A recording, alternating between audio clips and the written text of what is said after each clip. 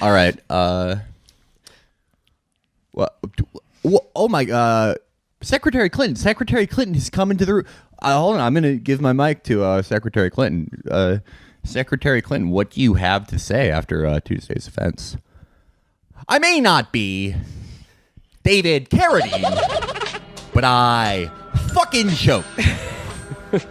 I may not be Johnny Knoxville, but I ate shit on live TV. I said I may not be Dale Earnhardt, but I smashed into the fucking wall because I couldn't turn left.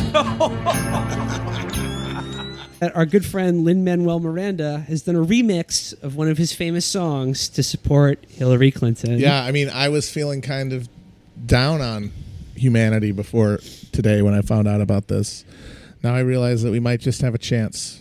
I was actually in my garage running my gas pedal, and then it actually, people always say they hate autoplay videos, but it just popped up on my phone, and it was the only reason that I got out of there.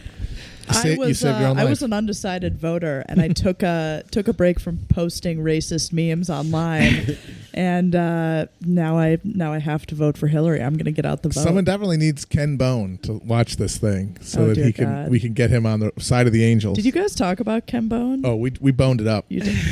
Hey, check this out. Wait, Katherine, do you have any Ken Bone takes? Yeah, you got a bone take. Oh, actually, you did get scolded by the Federalist Sean Davis for doing a Ken Bone take. Conservative Twitter really had it out for me about that. I got Sean Davis and Esoteric Jim or whatever his name is. Oh, Esoteric Jeff. Big fan of the show. He came for me. Who's the other guy? Molly Hemingway's husband. Mark Hemingway. He came. It was they were all just coming for me. Yeah. They were very upset about I was just I wasn't even writing about it. I was just clicking through his Reddit history. The thing you said, and you were actually sort of almost defending Ken Bone. You were like, people are talking about his weird porn tweets, but no one's brought up his Taylor Swift takes or something like that. It wasn't even that funny or good, yeah. and it totally and took it was, off among the worst people. Yeah, Sean Davis. He got so mad that he had to blink his translucent eyelids. Start Sean posting. Davis was like, this is why people hate the media. I do not support Trump, but everything his supporters say about the media is true. And also about Muslims, and also about black people, and also... Esoteric Jeff briefly stopped recruiting men from the Radiohead forum to fuck his wife. He was so upset by it. I just tweeted a photo of Sean Davis back at him. Classic own. It was. I thought very it was mature. good. And then for the guy like him, very effective. Later in the day, he has to know what he looks like. Trump was doing his thing where he's insulting sexual assault victims based on their appearance, and he lined up my tweet about that with my response to him, and he was like, "Irony is dead." Yeah, no, that's exactly the same thing. Yeah. I believe Sean Davis. Well, yeah, you replied to Sean Davis with his amazing photo, his amazing hideous. profile It's picture, which is monstrous. again one of the most uncanny things. You always assume that it's something like Eugene Toombs from X-Files isn't possible. Then you find out it's based on a true story. Yeah, he lives. And then a lot of the fans are replying to you with your profile pic, which is your picture, and they were like, "Nice hair, girl." I know. I loved it. What is Thank you for the photo. I like it. Libs always do that to me. They're like, "Nice shirt, bitch." Yeah, it is. Yeah. But what I like about that is the whole Molly and Sean and everyone was freaking out about the idea that the media had built up Ken Bone and were now tearing him down because he did a Reddit NAMA with his actual account, which is linked to all this what is weird. with that? He left the trail of cookie crumbs. He is a perfectly round dullard. And it's it is a little terrifying, the speed at which someone like Ken Bone could be raised into our national consciousness and then torn down. But he wasn't really torn down. He just had a lot of weird... The guy likes pregnancy pornography. Beautiful human submarines. Yeah. The cellar door for the 21st century. He did it Beautiful to himself. Human submarines. Well, and just ask any woman who has been chewed up and spitting out by like by these very assholes. Yeah, like media. Sandra Float. Yeah, like Sandra Flute. Yeah. God forbid Ken Bone had said something about abortion on Reddit. If Ken Bone was Well, he is anti-abortion because that would reduce the number of beautiful human submarines. Well, late-term abortion at least. Yes. Yeah, no. If he'd been a woman at the debate that had asked the question of the debate that like tripped up Trump or Hillary or something about why can't I get a breast cancer screening at Planned Parenthood, or why can't I get birth control, or any question about women's health care or abortion, you can guarantee that these same people, Sean Davis would sort of extend the light producing spinal gland that comes out of his head that he usually uses to trap fish in his rows of teeth in the inky abyss of the Marianas Trench.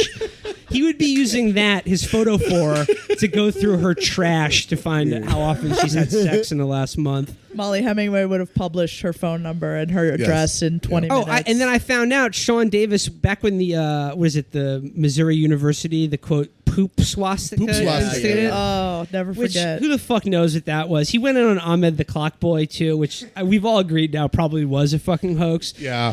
But Sean Davis, the poop swastika, again, who fucking cares? It's so trivial. He was publishing Facebook comments from the person who discovered this poop swastika. So he was trolling because in his mind... Almost certainly the person who made the poop swastika. Right, but in his mind, this is like an important story, so people need to know about like their Facebook comments or some shit like that, which is like fair is fair, right? If you become a national news story, it's sort of like... If Chapo became a national news story because one of our supporters firebombed the local GOP office, and I was interviewed because of it, and became a national figure, and was interviewed by like 10,000 news outlets, and then that night posted a photo on Facebook where like my laptop is visible in the background, and I'm like browsing like weird pornography. You would have to take that loss, right? You played yourself. They would definitely publish your workout videos. Yeah. They would post my DMs where it's revealed that I have a tough exterior, but I'm actually very sensitive and respect women all the time. Well, my dream is that they'd go to my Facebook and Instagram, and then overnight the story would change from small dog discovered in Brooklyn that makes life better for everyone. Mickey. I do. I'm glad we got Love back that girl. I'm glad we got back to this though, because I have like one joke about Ken Bone I've been working on, and I think like now I can finally been workshopping it all day. You guys ready? Go for it. Ready. Okay. Imagine I'm quote tweeting something. Ken Bone, if true. It's like big if true, but it's Ken Bone. You guys, what do you guys say? Killer Like material. A+. You're gonna lead with that gold. tomorrow, Nice. Caroline. Absolute Wow. gold. That one's for free. Esoteric Yeah. Jeff, you can use that. Man. Hamilton. Back to Hamilton. Hamilton. Sorry, I haven't heard this yet. I think we should just Let's cue boot it up. Put the mic nearby it. Let's listen to this shit. For the first time. Empire. Yeah. Yeah. Get ready to be inspired, y'all. Where'd you find this? Yo, bump that shit. 1, 2, 3, 4, 5, 6, 7, 8, 9. There are 10 things you need to do. Number 1. You register to vote and it's on. You post that Hillary sign up on your lawn. Call some undecideds with your crew. Your cousins in Ohio, maybe try and flip them blue. Number 3. Watch Hillary examine the terrain. Watch a campaign with the man Tim Kaine. Tim Kaine and the members. Stop. You have to. We must bear witness, Will. Hillary makes each decision, looking at the world from a rarefied position. A public servant with tenacity, agility. Experience is not a liability. 5. Now we all know this is the time when the other side tries to fly low, we go high. Hell yeah. There we go. There it is. High as fuck, He watches that her loud. opponent sits and fiddles with his Twitter. 7. Confession time, all in a burst. I want to vote the candidate puts our kids first. November 8. The last idea. chance to participate. Roll up to your polling place, vote up in your home state. And it's down to the nitty gritty. 3 weeks to go. Are you ready, New York City? Yes, in a world gone berserk. Hillary rolls up her sleeves and goes to work. I have only one overwhelming feeling. Anybody here want to shatter a glass ceiling? I clear your throat. Some men all the time you can devote. Then count 1, 2, 3, 4, 5, 6, 7, 8, 9. Number 10 paces vote. Hold on, I think I can write part 2. Do it. Okay. Are we freestyling? Number 11. Her name is Hillary with a Clinton at the end. Yes, she's president, but she's also my friend. Yo, number 12. In America, the truth is what you see. Political violence, that's not me. So donate money to the North Carolina GOP. You may want to put trans kids in a habit trail, but partisanship and violence is a big old foul. I feel really burned because I had really been dreading this when I found out it was going to happen. When I found out Lin-Manuel Miranda was going to host Saturday Night Live, I was like, oh, fuck, this is going to be a nightmare. So I watched it, and he was actually not terrible. Like, he's got that, nerd, theater kid energy that works really well in a live setting. And he was kind of charming. He did a rap. It was not bad. Like, he had to have learned it in 2 days. He's super talented. He did the good whole thing. And I'm like, you know what? Maybe I'm getting soft on Lin-Manuel Miranda. And then this happened. Fuck you! How dare you? I'm never going to be hurt again. Now my heart is stone. It's like after Stalin's wife died, and he's like, I will never love again. And my heart is turned to stone. That's me. Rivers of blood now. It shows how hard it is to parody this. Yeah, you really can't write lyrics worse than this. It's always worse than you could make up. I mean, that's been the theme of this entire campaign, is that irony and parody have been killed, and all you can really do is just scream at things. Well, and it's been killed by Randy G. Dub. The great thing is we know the thinking that goes into these things now, thanks to WikiLeaks, all of the terrible brainstorming sessions about God. It was advice for the Flint debate. Okay, I got it. Or do you have it. lives? Yeah. Thank God, I found it. All right, so the first 4 are just sort of regular, tone, tone, tone. That's how you won the first debate. Tone Loke. Yes. Flint, saying that the governor should resign, but that doesn't make the water cleaner or our kids healthier. It would be a start. Yeah, well, exactly. And by the way, he's still there. Yeah. 3, and this is actually the funniest one in if you know the whole story. She's advising Hillary to tag Bernie for voting against the auto bailout, which a lot of people credited for giving him the last minute surge to win because everyone was so disgusted by how transparently it was full of shit. I don't know if anyone remembers that. Yeah. So that's a total backfire.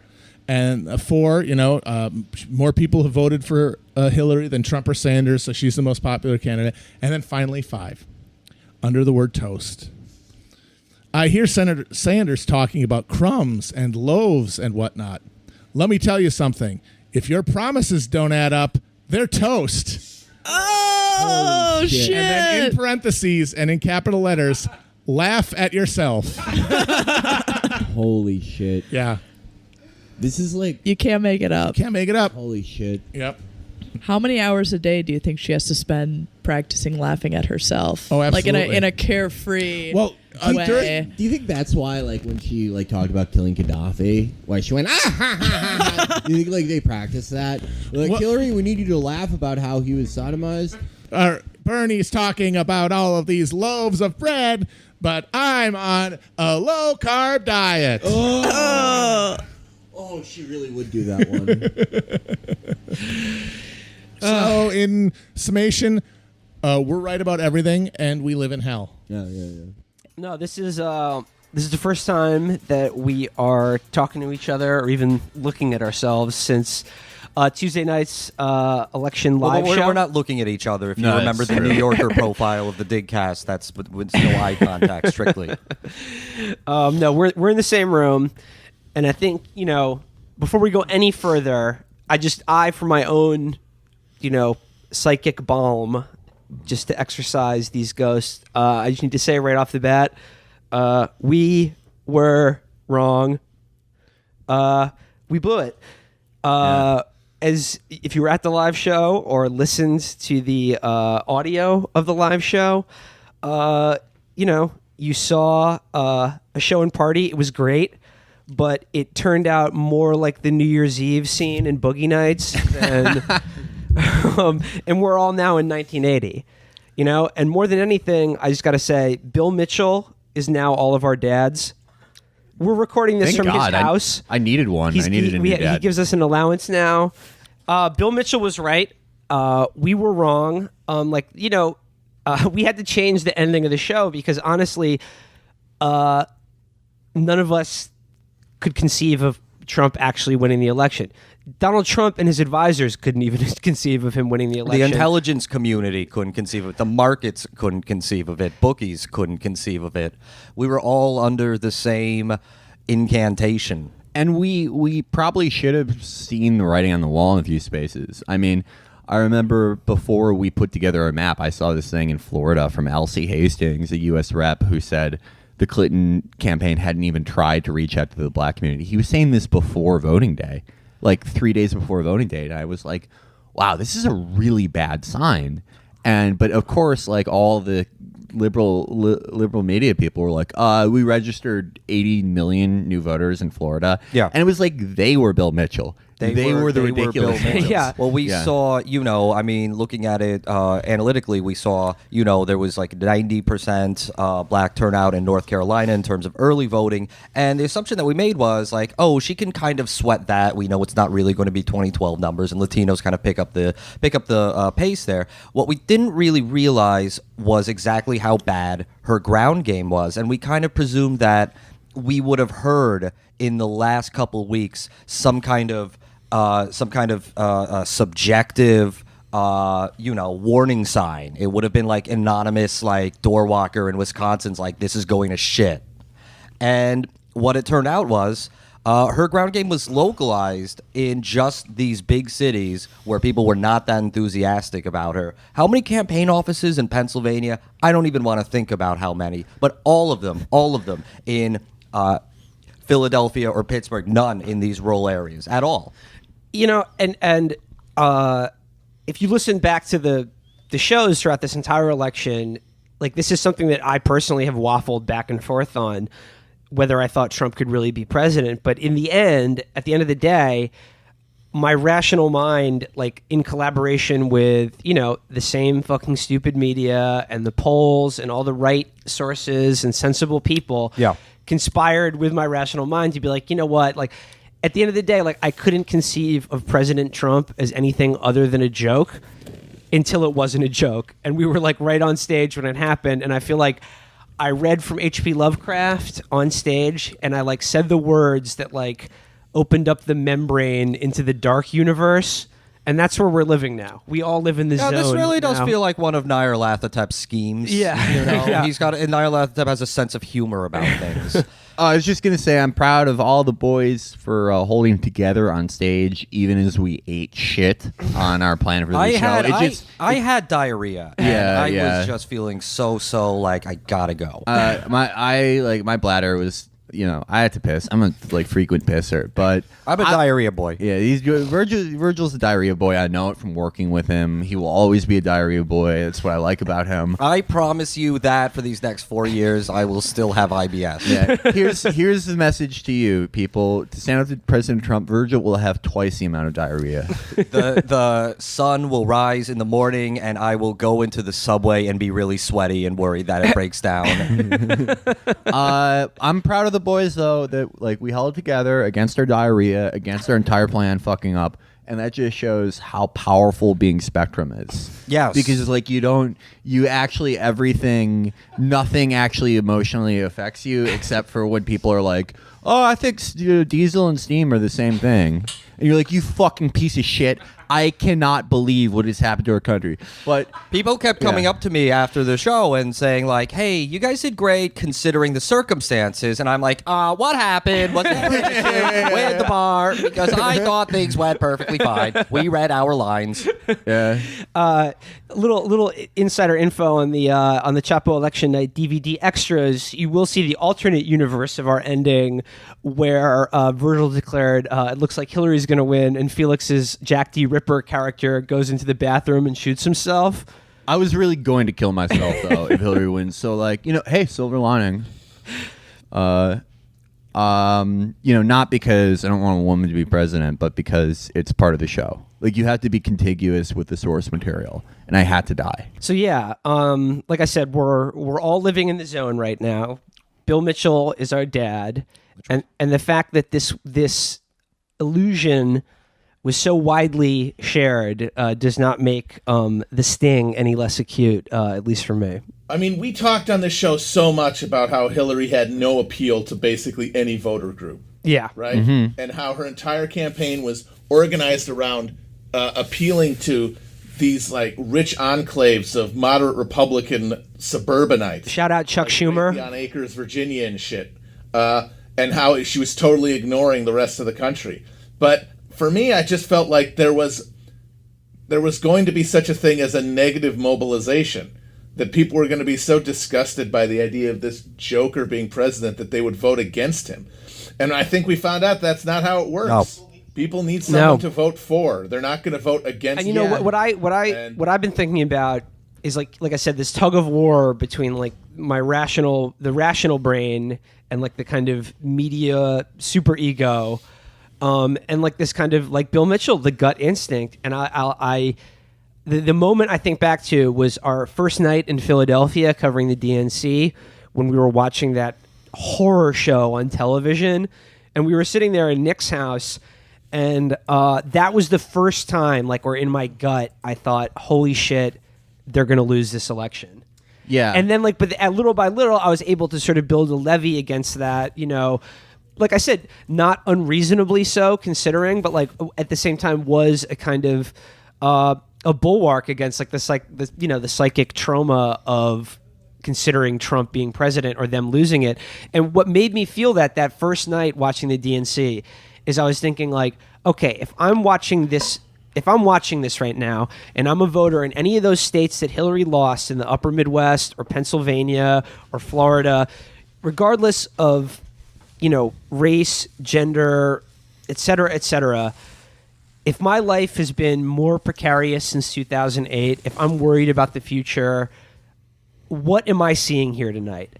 And what you saw was Donald Trump is a mean, rotten person, and Hillary Clinton deserves to be president by, just by virtue of her existence. That's it. You also saw their fight song.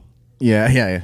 I remember yesterday it occurred to me that I looked through my tweets and I found that in February I realized that is when I first had an inkling that this could go wrong, and I tweeted, and it was when she had launched "America is Already Great" as joined her to "Make America Great Again," and I tweeted, "America's already great," and a voter just thinking, I'm going to go with this guy. He might be a screaming orange lunatic, but he acknowledges there's a fucking problem.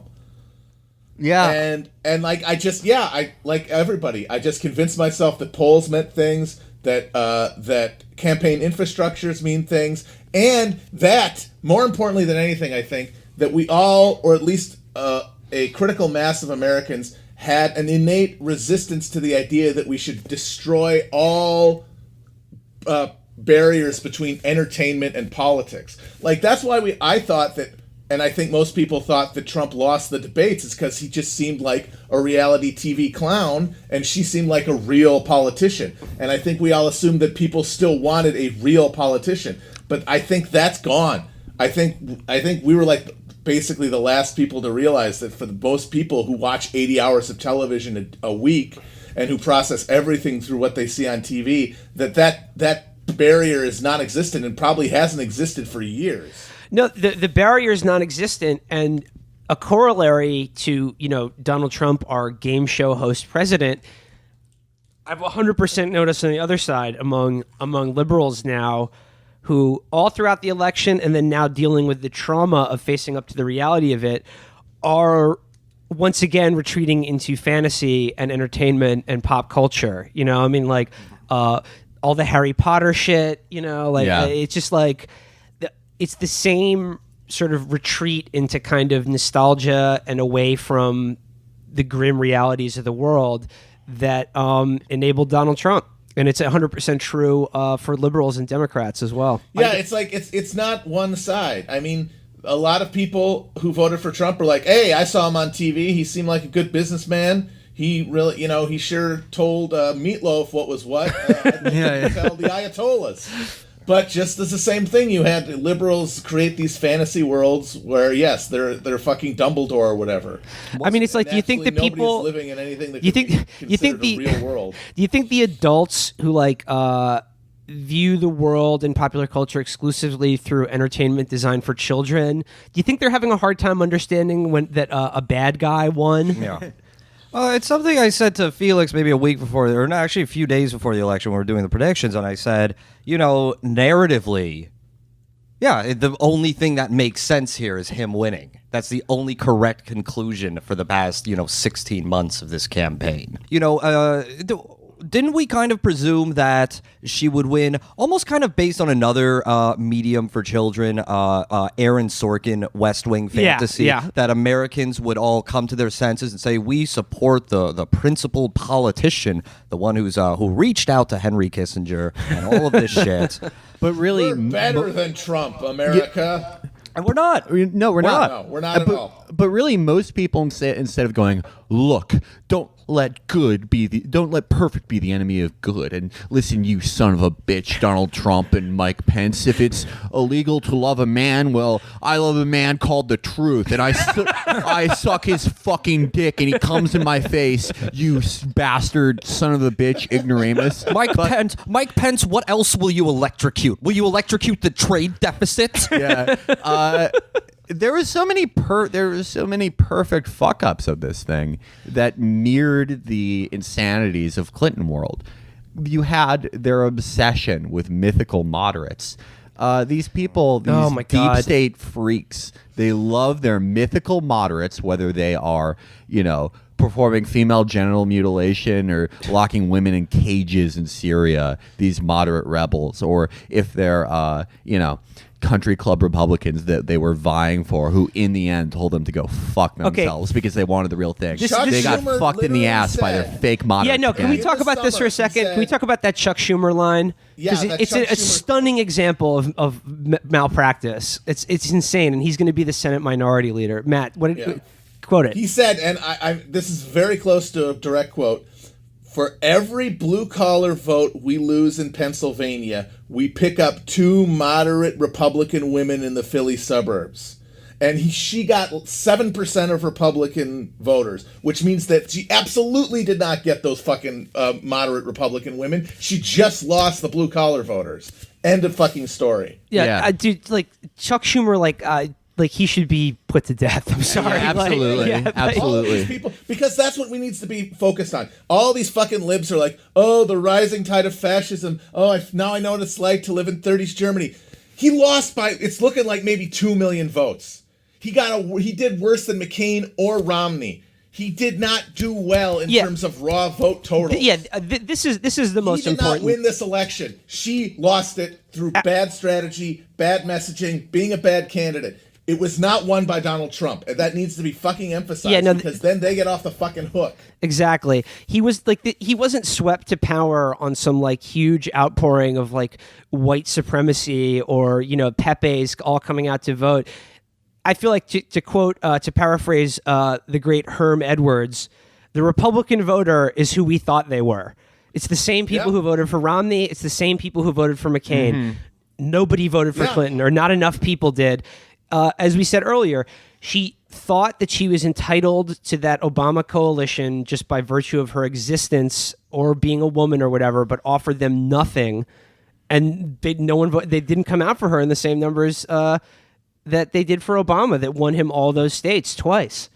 Period. And that's it. That's it. You don't have to worry and this is the about thing. Trump This is the thing. there weren't enough of them to win in any election where you give a fucking opposition and you give a positive fucking. And Matt, agenda, you've spoken about this too, and I think it's also important. There's a lot of talk now about, do we need to reach out to Donald Trump supporters or whatever? It's no, fuck that. We need to reach out to the people who don't vote, who didn't vote. People who didn't way show bigger up. pool of people. That's a way bigger pool of people, and it's a way more persuadable group of people.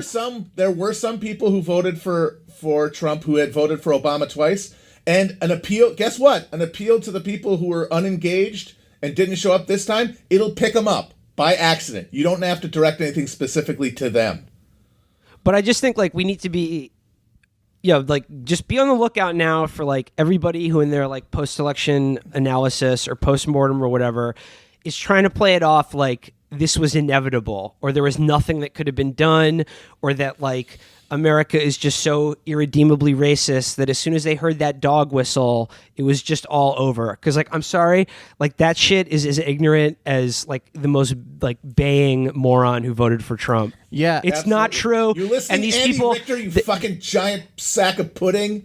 It's not true. Turd. It's not true. And, like, the people who are saying it are covering their own ass, and they're basically trying to protect their careers, and they're just basically own psyche from the damage of facing up to what happened. As was the story in the primaries, and like now it is the full story of the election. This campaign laid naked the total irrelevance of every single member of this media class, of this journalist class, who spent the past several months clapping each other on the back at how smart they were, at making these appeals, like you saw on Saturday Night Live in that intro, that people, the last one before the election, that people fucking said they cried at, where Alec Baldwin and what's her name broke character. Yeah, and said, and then Kate McKinnon. And then Kate McKinnon says at the end, I can't tell you who to vote for, but think about the country you want to live in. And it's like, fuck you. like anyone who doesn't have an Amazon wish list would heed those words. I mean, it's because it boils down to aesthetics. Because these people's lives are comfortable no matter what. So it boils down to their aesthetic horror at the idea of Trump being president, which will not get somebody off the couch who's living in a fucking shithole in the Midwest, who's got all of these an Oxycontin addicted kid or whatever, all because of these their material conditions are not being appealed to. All of Their these fucking sense of these abstract notions that have nothing to do with their lives because they have real fucking problems. Unlike every dickhead in fucking Hollywood who's wringing their hands about what this means about America. Slight Hollywood digression. Another added benefit of the election is that Stephen Baldwin is now the most alpha Baldwin brother. He will be carving the Thanksgiving turkey this year. Alec and Billy are his sons now. Well, Alec, just like we are Bill Mitchell's sons. Does Alec gonna keep playing fucking Trump? Doing this awful smarmy impression? Give it to Anthony. From Yeah, Bernie give it to versus Anthony. Trump. Yeah. So like you remember all these endorsements for Hillary Clinton, and then like some historic endorsements, and people like, oh my God, Variety endorsed her. Oh my God, the New Yorker endorsed her, and just all of this backclapping.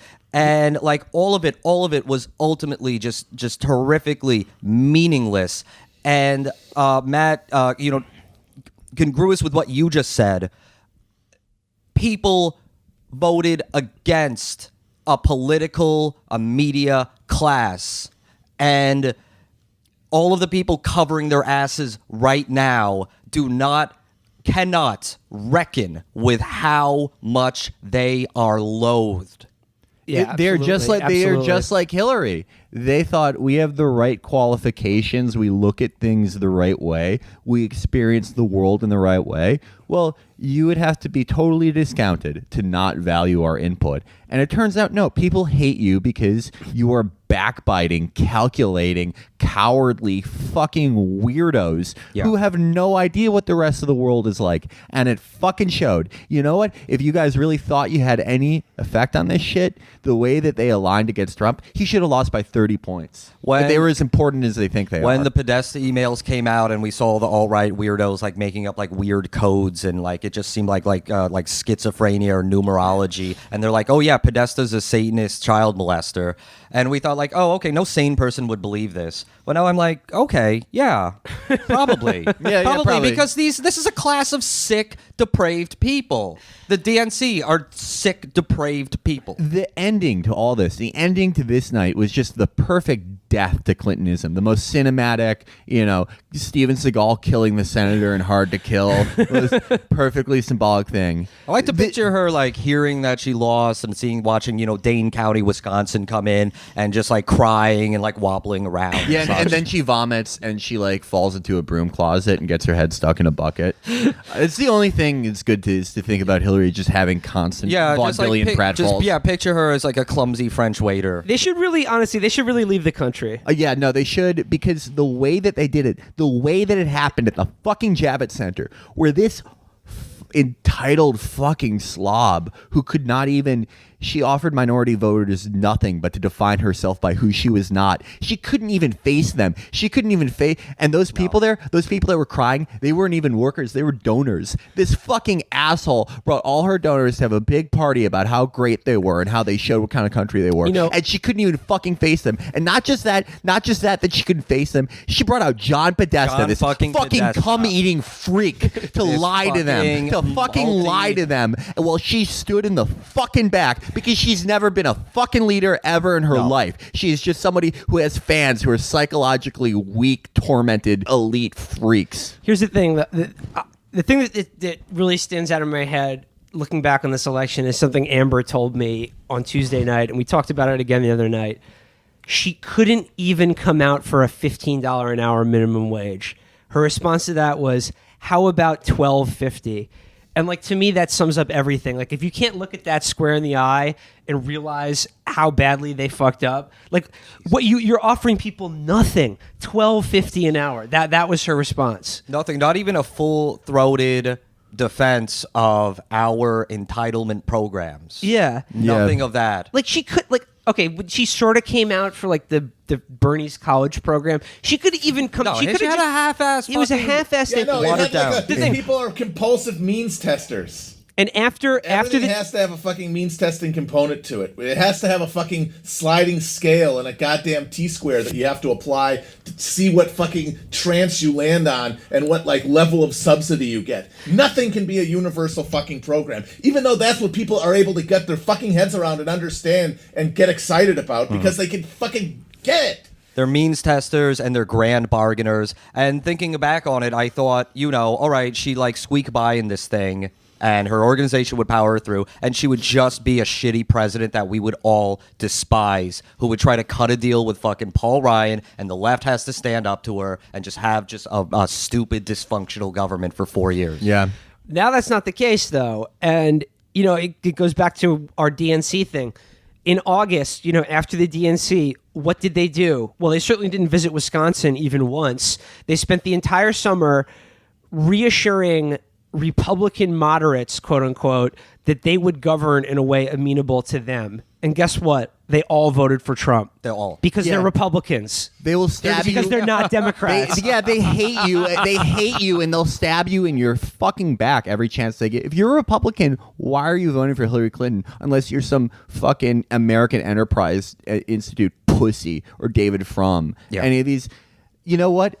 How much time do you think Hillary Clinton spent going around to, like the King Solomon Institute for, beheading your wife, or the fucking Khan Institute for Middle East Freedom, telling people she was going to depose Assad and how, Jerusalem should be the capital, just like Trump says? How much time do you think she spent reassuring the foreign policy ghouls that she was going to enact a regime of pure evil as opposed to Obama's mitigated evil, while spending no time on anything else? How much time she spent at massive big dollar fundraisers with fucking Jimmy Buffett crumping with fucking Paul McCartney. Yeah. Whatever the hell she was doing. I love it. I'm thinking Chuck Schumer. He's like, for every blue collar white we lose in the Rust Belt, we'll pick up 3 David Frums in the Virginia guess suburbs. what, David? Guess what, Schumer? You fucking caricature. How many people do you think there are that make $275,000 a year?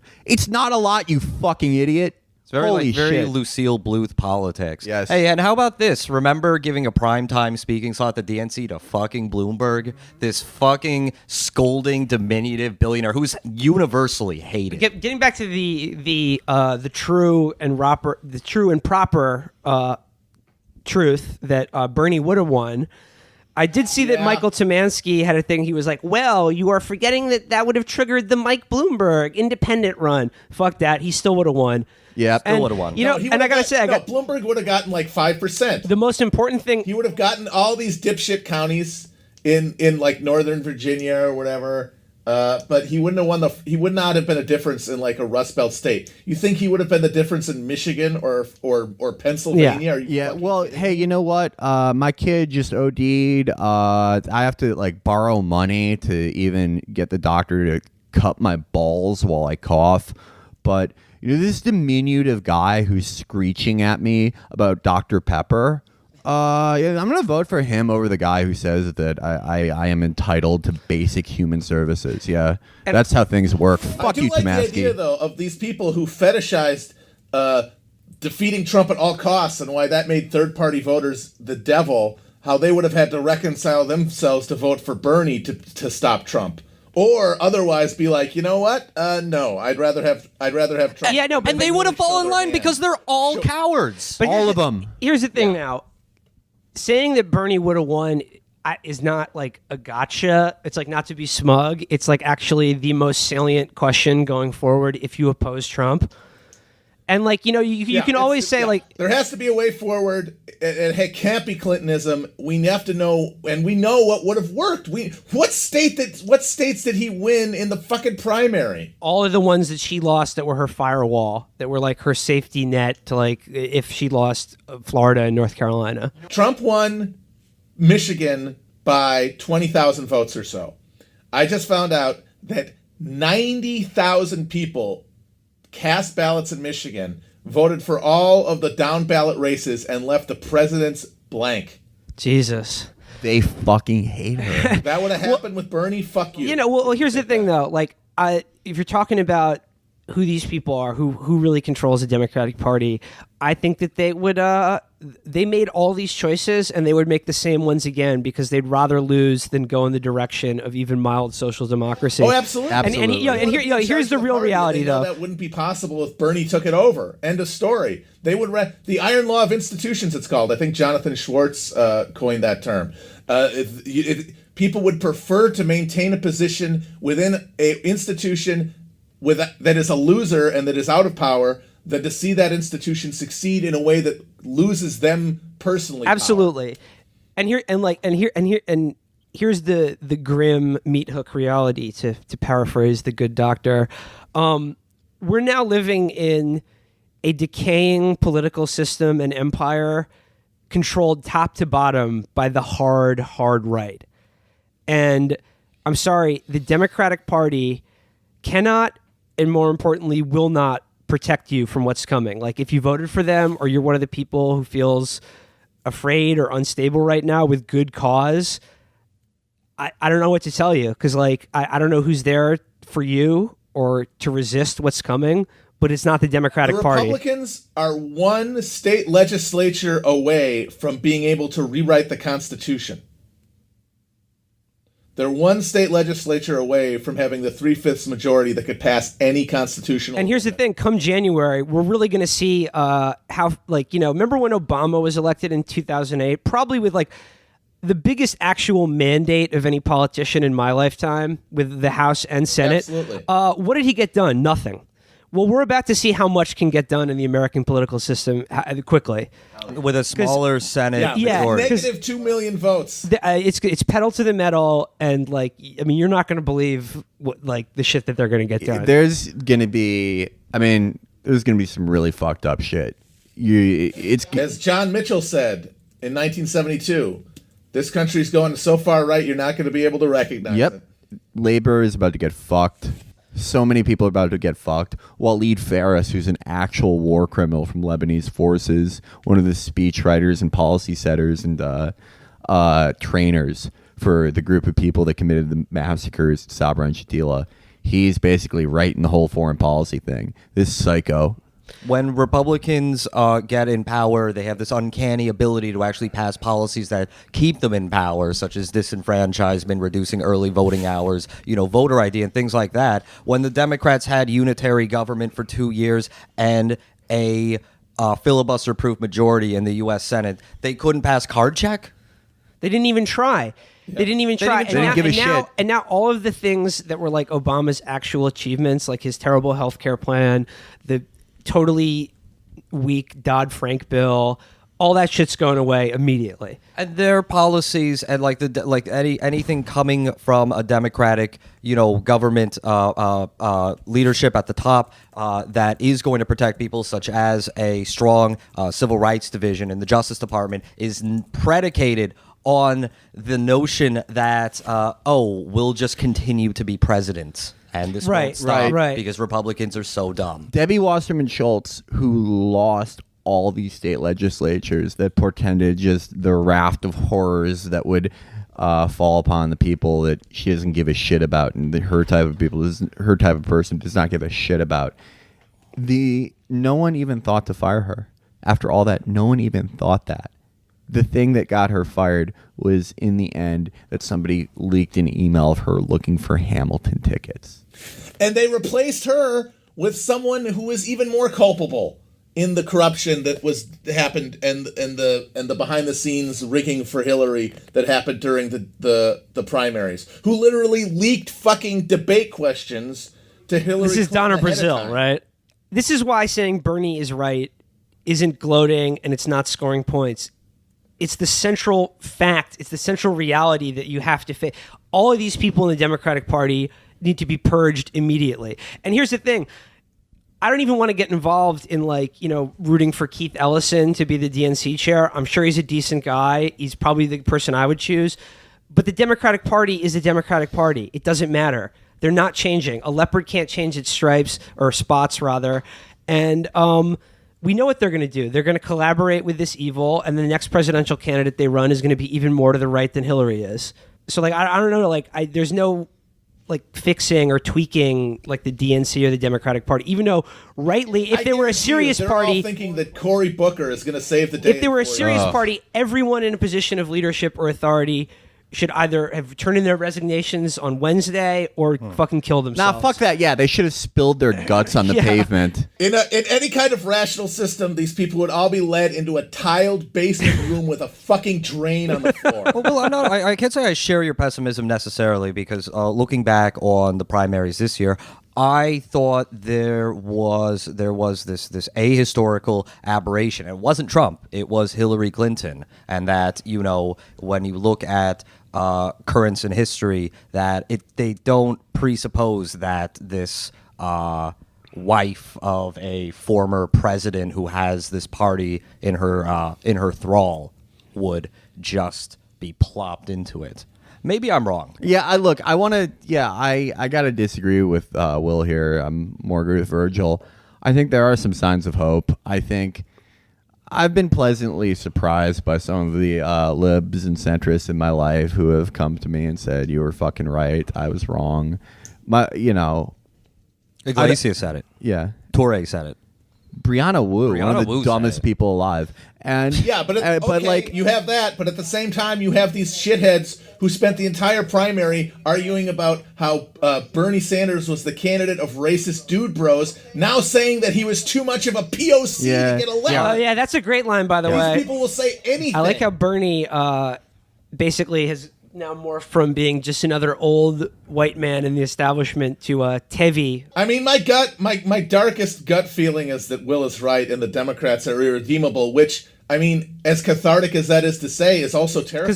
Because there's nothing stopping anything else. In the wings to take up the job of fucking opposing these monsters. Well, you have. But the only way to see is what happens in the next couple of months. Are these fuckers purged? Yeah. Is there a genuine movement? I think there are some party? tentative early signs that maybe the tail could. We can't have tentative early anything though. This can't be like pussyfooting and half measure shit, or they're just. They're going to go back to requiring a goddamn deed to vote within 2 years, if that's the case. And then nothing will matter, because you won't even be able to fucking stop it at the ballot box.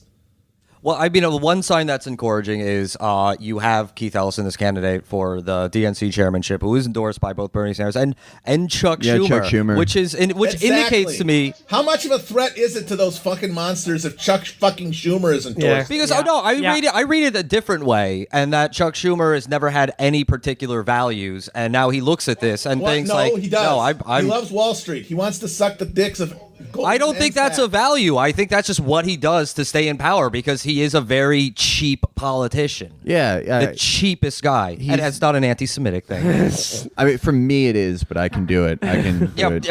I don't know. Chapo Trappas is not anti-Semitic. If that guy's minority leader, even with Keith Ellison at the DNC, I don't fucking know how much progress that is. If Chuck fucking Schumer, I don't know. I'm encouraged by the widespread sentiment that Clintonism has failed. Yeah, there are a lot of fucking turds we need to flush out of the bowl. Absolutely, I totally agree. But I'm not quite ready to say it's totally hopeless yet. You want to do this reading series? Yeah. Hell yeah, bitch. We got to do this now. All right, the Chapo reading series this week. We've been talking about Donald Trump, but I think we need to go back to the people who just love Hillary Clinton. And there's been a whole sort of genre that's popped up this week, mostly on Medium. The Hillary Clinton was too good for us genre is what I'm calling this. And I'm going to read now from what I think is by far the best one of them. Of course, I'm referring to Virginia Heffernan. Hillary Clinton is more than a president. She is an idea, a world historical heroine, light itself. I mean, Hillary does travel faster than 186,000 miles per second when collapsing outside the 9/11 memorial. Hillary is both a particle and a wave. She says different things to the waves when she's paid to speak there. This is on. This is on Lenny Letter. Well, you know what's funny is the person who did beat Hillary Clinton does want to take us back in time. Yeah, no. So this was published on Lenny Letter, which is Lena Dunham's online magazine, I guess. It's a newsletter. I subscribe. It's a newsletter. It's Lena Dunham's newsletter. But it became a site. Right? Oh, it's you know what? I think actually the working title of it was like, but how does this affect Lena Dunham? Well, I was gonna say I looked into it. I think that Lenny Letter must be like for the people, the children of people who subscribe to Goop. I thought the Lenny and Lenny Letter was referring to Lenny from Mice and Men. Yeah. I thought that he wrote this. I thought it was Where Lenny. did the nice lady go? No, I looked thought it was into- Lenny from The Simpsons, and that was just a delightful image in my head. I think it was Lenny from Ghost Rider. No, it is named after Steinbeck's famous man-child, and it's called Lenny Letter because every article is as soft as a rabbit. And you just want to read it and touch it until you Just break grab your it by iPhone. the hair until it dies. Where did nice Hillary go? I don't want to see John Podesta. Okay, let's dive. Sorry, let's dive into this. Okay, Hillary is more than a president; she's an idea. When people told me they hated Hillary Clinton, or far worse, that they were quote not fans, I wish I had said in no uncertain terms, I love Hillary Clinton. I am in awe of her. I am set free by her. She will be the finest world leader our galaxy has ever seen. Okay, yeah, sure. She's taking a strong stand for the existence of intelligent life elsewhere in the universe. Well, what about Galactus? Galactus was a third-way reformer. I mean, he only got in there in the first place because Ross Perot ran against him. But, I wish in those exchanges I had not asked gentle, tolerant questions about a hater's ridiculous allergy to her or Clinton's fictional misdeeds and imagined character flaws. More deeply still, I wish I had not reasoned with anyone, patiently countered their ludicrous emotionalism. oh, okay, yeah. No, Sorry, yeah. I winked. I hope you can add a sound effect for that. And psychologically disturbed theories. Yeah. Add a wink sound effect again. I wish I had said flatly, I love her, as if I had been asked about my mother or daughter. But people say with impunity they love Obama, the state of Israel, their churches, Kurt Cobain. In the end, I wish I said it because it's true. I like those examples. Yeah. Obama, the state of Israel, their churches, and Kurt Cobain. Those are my All of interests on those suck. Facebook. Those are my only interests on Facebook. When we annotated this for Genius, I got on that line that's you guys know this account. It's called Twinks for Trump, and it's I don't know. I discovered it like Is this a real account? several Yes, months ago. there's At Twinks for first, I Trump. didn't know if it was real, but this account would all be like "Shave my chest for daddy," and it was so funny to me. And I guess it is real because they were at the Milo thing, Yeah. right? The blood Yeah, thing. it's real. And so like all these like all right Nazi freaks were like Trump is dad. I love daddy, and like Milo calls him dad and all this shit. And Coulter calls him dad, And too. we all made fun of that. Or like those of us who like saw it. we all kind of should have been looking on our blind spot for the people like Hillary is mommy. And there's a lot of that. There are a lot of people who think that Hillary is their mom, and I don't know. It's, I think that she reminds a lot of people that are our age about of their mothers. Like, because I think if you live in New York City and you're like on your own, you probably had a mom. I mean, she reminds me kind of my mom, even though my mom isn't like exactly like her. Just something, her mannerisms, the way that she speaks. I don't know. She was like in that generation of feminists. Mother's White House must be piping hot. No, that is. My mom does talk like Hillary, and when I call her, it's every 6 months. God keep them at a distance. No, I don't mean like I don't mean like viewpoint wise. I mean just like there's certain like je ne sais quoi like mannerisms that my mom. Chilling in Cedar Rapids. When my mom is in Arkansas, she's got a weird Southern accent, and then when she's in Washington, she talks more rapidly. It reminds me of how my mom like does fucking dabs and shit on Vine against her will to appeal to certain demographics. When your mom went on Ellen, and it made me want to die. She just wanted to die the whole time. I mean, that's what they should have said. It's not that like Hillary's mom and you all have to love her. Just like look at how sad she is. Yeah, and yeah. All this bullshit. She hates herself. I get there's like a Hillary as mommy crowd, but I think that there's a lot of people that just have like a little bit of intersection with like feeling for her, like how they feel for their mothers. I think you're right. Even though they don't necessarily agree with her, I think that there's like and I was never the biggest Hillary fan, but I sometimes there's like glimmers of like. I feel for her a little bit. I think it's all. I mean, okay, I can see that and I can empathize with it, but at the end of the day, it's all pathology, and we should hate the ruling class. Like we should all loathe the people who want to rule us. Well, I mean, as Faulkner's man-child writes, and continuing on, he says, I'm not alone in my commitment. Millions of Clinton supporters, we were thanked by Clinton as the secret private Facebook... what the fuck? We were thanked by Clinton as the secret private Facebook sites. Expressed it among themselves all the time in raptures or happy tears. Oh, you guys want to know about the secret private Facebook site that women have? Oh, there's a ton of them because Facebook is not safe. So there's like a ton of groups of like female comedians, journalists, and they kind of commiserate and they're uncensored. And there's like one of the unspoken rules, or sometimes written rules of the groups are that if you expose anything that's said there or anybody that's in the group, then you are fucking out. So there's it's a like bunch. I'm in those groups. Which I'm ones? Oh, next time you should save my comment. I will. I mean, I'm in like Sisters United. I'm in Felix the ladies' can be room. a girl name. Yeah, so, Felicia. And they're just always like, let's support each other. And I'm like, you go, girls. And they're like, I'm so glad we let you in here, Felix. Yeah, the only man who can listen to us. Erin, what do they say about me? Let's cut to the chase. It's mostly eggplant emojis. Okay. Yeah, what does that symbolize? I think like eggplants. Nutrition. They're good. They're hearty and they're odd. Nothing else like them. That's Okay, it. Yeah. that's nice. Yeah. I think it's like Bad Girls Club. Like if I was on Bad Girls Club and they were like, Leia, you're a fake ass bitch, and I would be eating ribs and be going totally. Ladies, I'm trying to game. Keep it down.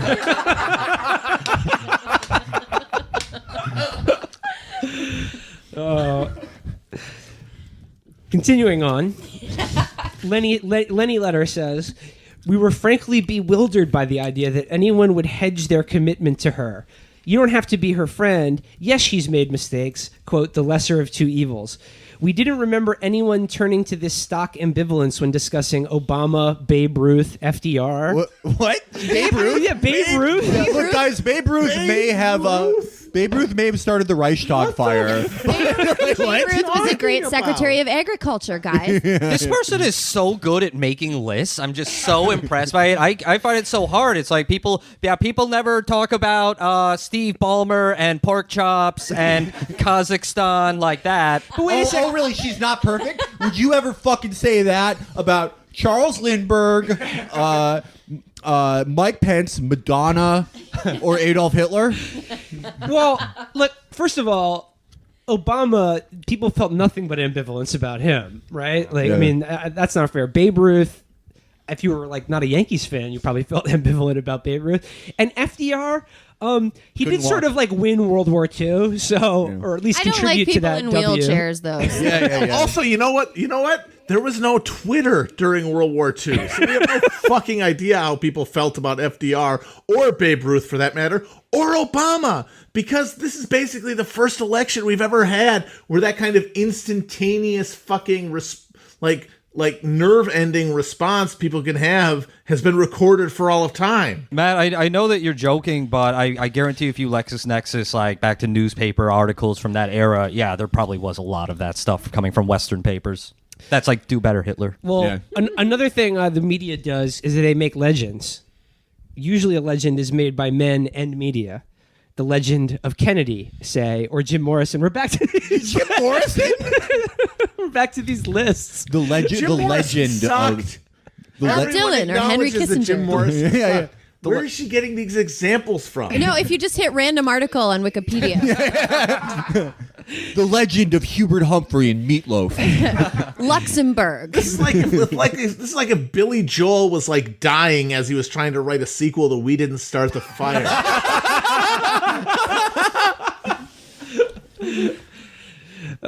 She says, the shortcomings are almost always something exactly no one actually believes compromises his heroism, his problem drinking, his mistreatment of women. Takedowns of Hillary were already written. Under cover of, quote, humanizing the intimidating valedictorian, reports and investigations and media cliches vilified her. But the feminist hero never got to be a legend first. And yet she is one, easily surpassing Ben Franklin, Henry Ford, Steve Jobs. Well, she does. Wait, are you Once joking again- or is this No, in I'm the not article? joking. This is totally real. Oh my god. So she's easily passed Ben Franklin, Henry Ford, and Steve Jobs. Steve Jobs, who read the Gorilla Mindset to cure his cancer. Steve Jobs are like, wow, Hillary is at least as good as the Henry Ford, who was like the most anti-Semitic man other ever. than Hitler in the world. Ever. in the I gotta say, I have 1930s. ambivalent feelings Like the about Henry second most Ford. anti-Semitic person on earth. Steve Jobs, who they were like, Steve, you have the only curable form of cancer, and you have $80 billion. He's like, I got you. I just bought a palm juice. I am taking care of this myself right now. I've got the best juice. Henry Ford, who thought that like reading was a Jewish conspiracy. We don't have to wait until she dies to act. Hillary Clinton's name belongs on ships and airports and tattoos. She deserves straight-up hagiographies and a sold-out Broadway show called Rodham. Yes, this cultural canonization is going to come after the chronic and nonstop, on the other hand, sexist hedging around her legacy. But such is the courage of Hillary Clinton and her supporters. We reverse patriarchal orders. Maybe she is more than a president. Maybe she is an idea, a world historical heroine, light itself. The presidency is too small for her. She belongs to a much more elite class of Americans, the more than presidents. You ready for this list? Neil Armstrong, Martin Luther King Jr., Go guess. Alexander fucking Hamilton. Yes, she wrote fucking there. Hell yeah. Neil Armstrong was the first man to walk on the moon. And Martin Luther King was probably the most important moral leader of the 20th century in America. Hillary Clinton just ran an incompetent presidential campaign that, and she lost the presidency to a pussy-grabbing game show host. I don't think she's quite on Armstrong or Martin Luther King's level. You know what? She lost 2 presidential races. Let's be fair. That's true. That's true. Hillary Clinton is up there with Fatality, the first famous pro gamer. I don't get it. We wanted her to win just to stop Trump. You didn't read. People weren't saying this kind of crap about John Kerry. Like we all acknowledge, like John Kerry just fucking sucks. I was saying that. Well, John Kerry brings a strength that we only have known in our fathers. And then the minute he lost, it was like, well, fuck you, asshole. Yeah, John John is Kerry- asshole. This unaccomplished dickhead. I do think the fact that she's a woman was like symbolic on a certain level to people. Oh, yeah. I get some of the dismay about it. You know, like before the election, I was thinking like, oh, it'd be really cool if my grandma were alive to vote for the first female candidate, like just on a base level. Like that would be cool if she could have seen this. And then like 2 days later, I was like, well, I'm glad she's not alive for this. I know you feel because I was like, I wish my dad was alive to vote for Jim Webb with me. We were both big Webb heads. I was actually on election night before the Chapo live show. I was actually like putting a pillow over Mima's face. Oh, Go to sleep. was she alive in 2000? Because Pat Buchanan's running mate that year was a woman. I'm glad that my curly-headed, logic-fucking asshole grandfather wasn't alive to see Rand Paul get destroyed.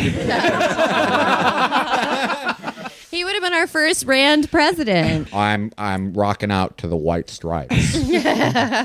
You hugged President Barack Obama. He destroyed the Fourth Amendment. He did recommend like Disturbed or like Puddle of Mud or something at one point. I'm on the outside and I'm looking in. This is a big get. You know, the book tour, the publicity. She's done Crusade, Pod Save America, and a variety of other shows. But now she's doing ours. Hillary Clinton joining us in the Trap House Mansion. Madam Secretary, welcome. I feel great. Yes, you look great too. I'm feeling great. Yeah. No, like I said, I'm glad you feel good. It's a great day. It's kind of hot out. It's a bit muggy in the city. How you holding up? I will confess that when it's hot out, I like to drink a cold drink. That's a little thing about me. I couldn't agree more. Wow, I mean, how come we didn't see this relatable side of you on the campaign trail? Oftentimes in the morning, I become completely naked, and I stand under hot water washing the dirt out of my pores and body at large.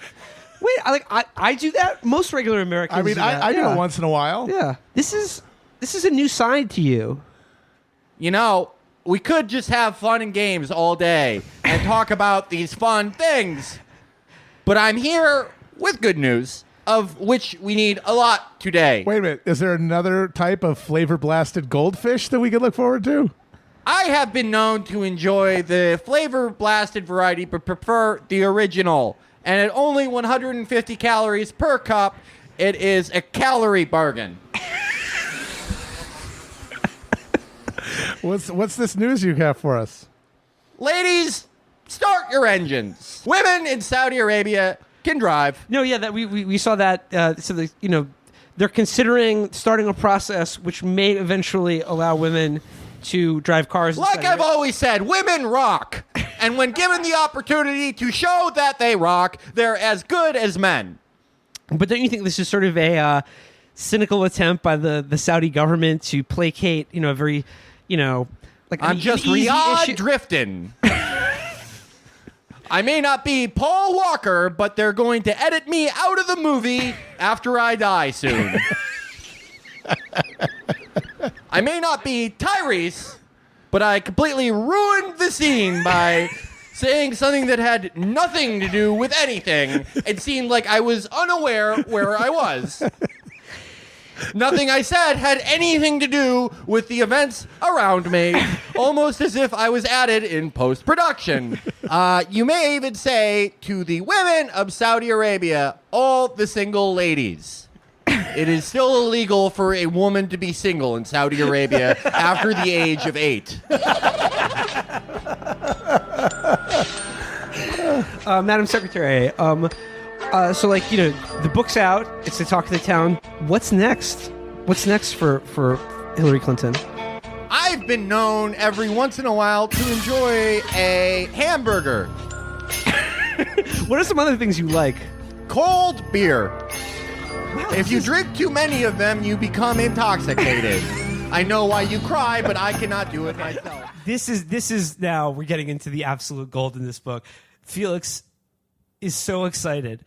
I know. Listeners, yes. There is a whole chapter in this book about Hillary Clinton's fainting on 9/11. Behind There's the a laughter. chapter called The Russians, but then a whole chapter. The name of this chapter is called The Collapse. Oh my God. As Phil Collins said, I've been waiting for this moment my whole life. Holy shit, I've trained for this moment. Okay, this is really worth reading in depth. So I'm just going to begin chapter 11, The Collapse. And again, not talking about the election, talking about Hillary Clinton's actual falling down on 9/11. Okay. Summer was over and Hillary looked tired. I saw her... Again, total bitch move. Just, you look tired. Summer was over and Hillary looked tired. I saw her sitting in an armchair at the reception before she spoke at Cipriani Wall Street restaurant in New York on the night of Friday, September 9th. We were there for the DNC's annual LGBT Leadership Council dinner. I immediately noticed her face was puffy and her skin looked pale and papery. Her eyes were glazed, and she was looking off into the distance. She wasn't chatting with anyone, and she didn't seem much like the vibrant Hillary I'd seen when we were fundraising in Provincetown and Martha's Vineyard a few weeks earlier. I pulled her aside her top aide, Huma Abedin, to suggest that they needed to be taking better care of our nominee. I knew how hard Hillary had worked during the weeks she spent at Martha's Vineyard. There was no way that kind of schedule wouldn't run down a person, and Hillary was in her late 60s. Yet the people around her didn't seem to notice the toll it was taking on her. By the way, Donna has barely any contact with Hillary Clinton during this entire campaign, and you know she was just like going up to Huma and being like, you need to put her under the sun lamp for 8 hours a day. She's like an iguana. Yeah. I found this pussy washing crystal on Facebook, and Huma's like, this should be sexually inappropriate behavior, but for some reason that just never rings a bell with me. I just like the image of her in a chair just looking glazed, like off that lean, just like completely melting into the chair, like just super slow-mo. I may not be Grimace, but I'm sipping on purple. Grip and sip. So he goes, I was not the only one concerned about Hillary's health. Just a few days before, I'd gotten an unsolicited email from a doctor who believed that Hillary seemed run down. The doctor wanted me to pass along a message to Hillary that fame and glory were fleeting, but the body is your foundation and requires you to take care of it. She warned that unsolicited email from Dr. Bronner himself. She warned that if Hillary didn't get some rest, she might be looking at worse health problems. I thanked the doctor for her concern, but I had not detected any evidence of Hillary's exhaustion myself until I saw her backstage. As I walked over to her, she grabbed the arms of the chair and brought herself standing, but she was wobbly on her feet, steadying herself by placing her hands on a table. She laughed at herself. However, it was not the usual big hearty laugh that came from deep down in her diaphragm, but yes, Hillary Clinton, known for her hearty laugh. Ha ha ha ha! That man with a bowl cut sure couldn't move that piano. I love the triplicate of Stooges. It wasn't one of Hillary's normal laughs, which sounded like Stavros. It sounded like the one that came out of the body of Jack Nicholson's Joker at the end of the Tim Burton Batman. But she goes, he said it wasn't her normal laugh, but a top of the throat laugh that turned into a rattled cough. How is everything going, Donna? She asked. It's going well, I said. I peeked out of the crowd in the ballroom. They all seem really excited to see you. Good, she said. And then she started to cough again. Oh my God. He goes, Hillary was gracious in response. She thanked me for my concern and said that I should give the name of the acupuncturist to Huma. So, she goes, okay, so and then she talks about how this was the event where Hillary made the gaffe of talking about deplorables, the basket full of deplorables. Oh, yes. So someone didn't stick that shot of adrenaline in her heart before she went out there, and she made as Minion wrote me in an email, this woman could not seem to catch a break. As Minion told me on Facebook. So I look it up. Minion is like a real woman who works at the Democratic Party, but there's got to be like 100% odds Donna just like saw a Minion became a person, right? Like she has everything that you're like the Russia stuff and the security cameras. It seems like a very like that Facebook brain thing that happens where you believe literally everything that you see in your feed. But the idea that she's just like Minion is so loyal. Yeah, is there a cutout in the middle of the book where it offers you like 70% off Ray-Bans? So he goes, I was home on Sunday, September 11th, and aware that Hillary was scheduled to attend a morning memorial service at Ground Zero. It was a lazy morning with good weather, and I was hoping that Hillary was getting some rep after the service. Dude. Shots fired. Shots at Peter down. Oh my God, Donna She's versus a killer. Stone Donna cold versus Dow? killer. Oh, dude, Peter versus Donna outdoor summer hoop. That's what I'm saying. One first to 11. Make it, take it. And one mixtape. It's really like Robbie Mook run around the sidelines, like, "Oh baby!" Every time one of them crosses somebody over. Robbie Mook is getting stomped out by what's the goofy Philadelphia mascot that they had? The Philly Fanatic. Yeah. So she goes on. Just a bit before 10 a.m., I got an email from Jake Tapper's Sunday show producer wanting to know what I had heard about Hillary's health. Hillary had left the memorial service after only an hour, well before it was scheduled to conclude. The email said she fainted and was helped into a van leaving. Next, John King called and said the network had video of this. I knew how much this could damage Hillary. In August, Trump had returned again and again to the idea that Hillary lacks the physical and mental stamina to take on ISIS. It was not as if... So she goes... He goes, when the video aired, it was heartbreaking to watch. The camera angle was from behind, so I could not see her face. Her trip director, Connolly Keir. Oh, come on! Connolly Keir? That's a pub that Donna was in that day. These are all like they started out as like sort of whimsical Richard Scarry names. Marcia Fudge. Marcia Fudge is delightful. So he goes, but now they're like Tom Clancy names. Was right at her side, her arm linked in Hillary's. When the door to her van opened, Hillary did not step forward to enter. She wobbled and fell backward a bit. One of her legs gave way. I gasped, thinking that it had not been for Connolly's arm linked with hers, she might have hit the sidewalk. Several people rushed to her side to keep her upright, but they couldn't. I saw her foot come out of her shoe.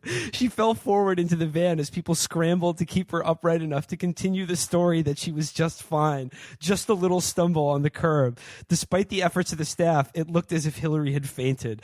This is brutal. This is really bad. But she goes, when the CNN tape aired, the reporter said Hillary had left the event early because she was overheated. What?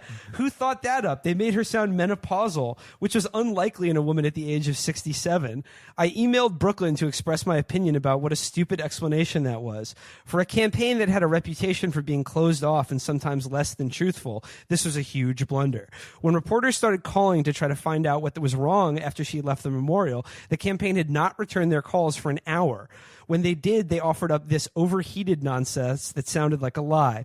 I was calling Minion and Charlie trying to figure out what I should say, jumping. The fact that the press could get a straight explanation out of Hillary and her staff meant that they turned to the next person on their list, me.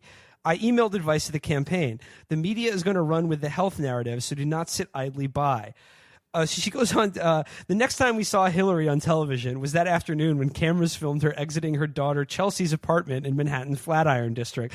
She was smiling and waving to the crowd of press that had gathered out in the street, her eyes hidden by dark glasses. She didn't look bad, but she was not giving them an answer about what had happened on the curbside at the memorial.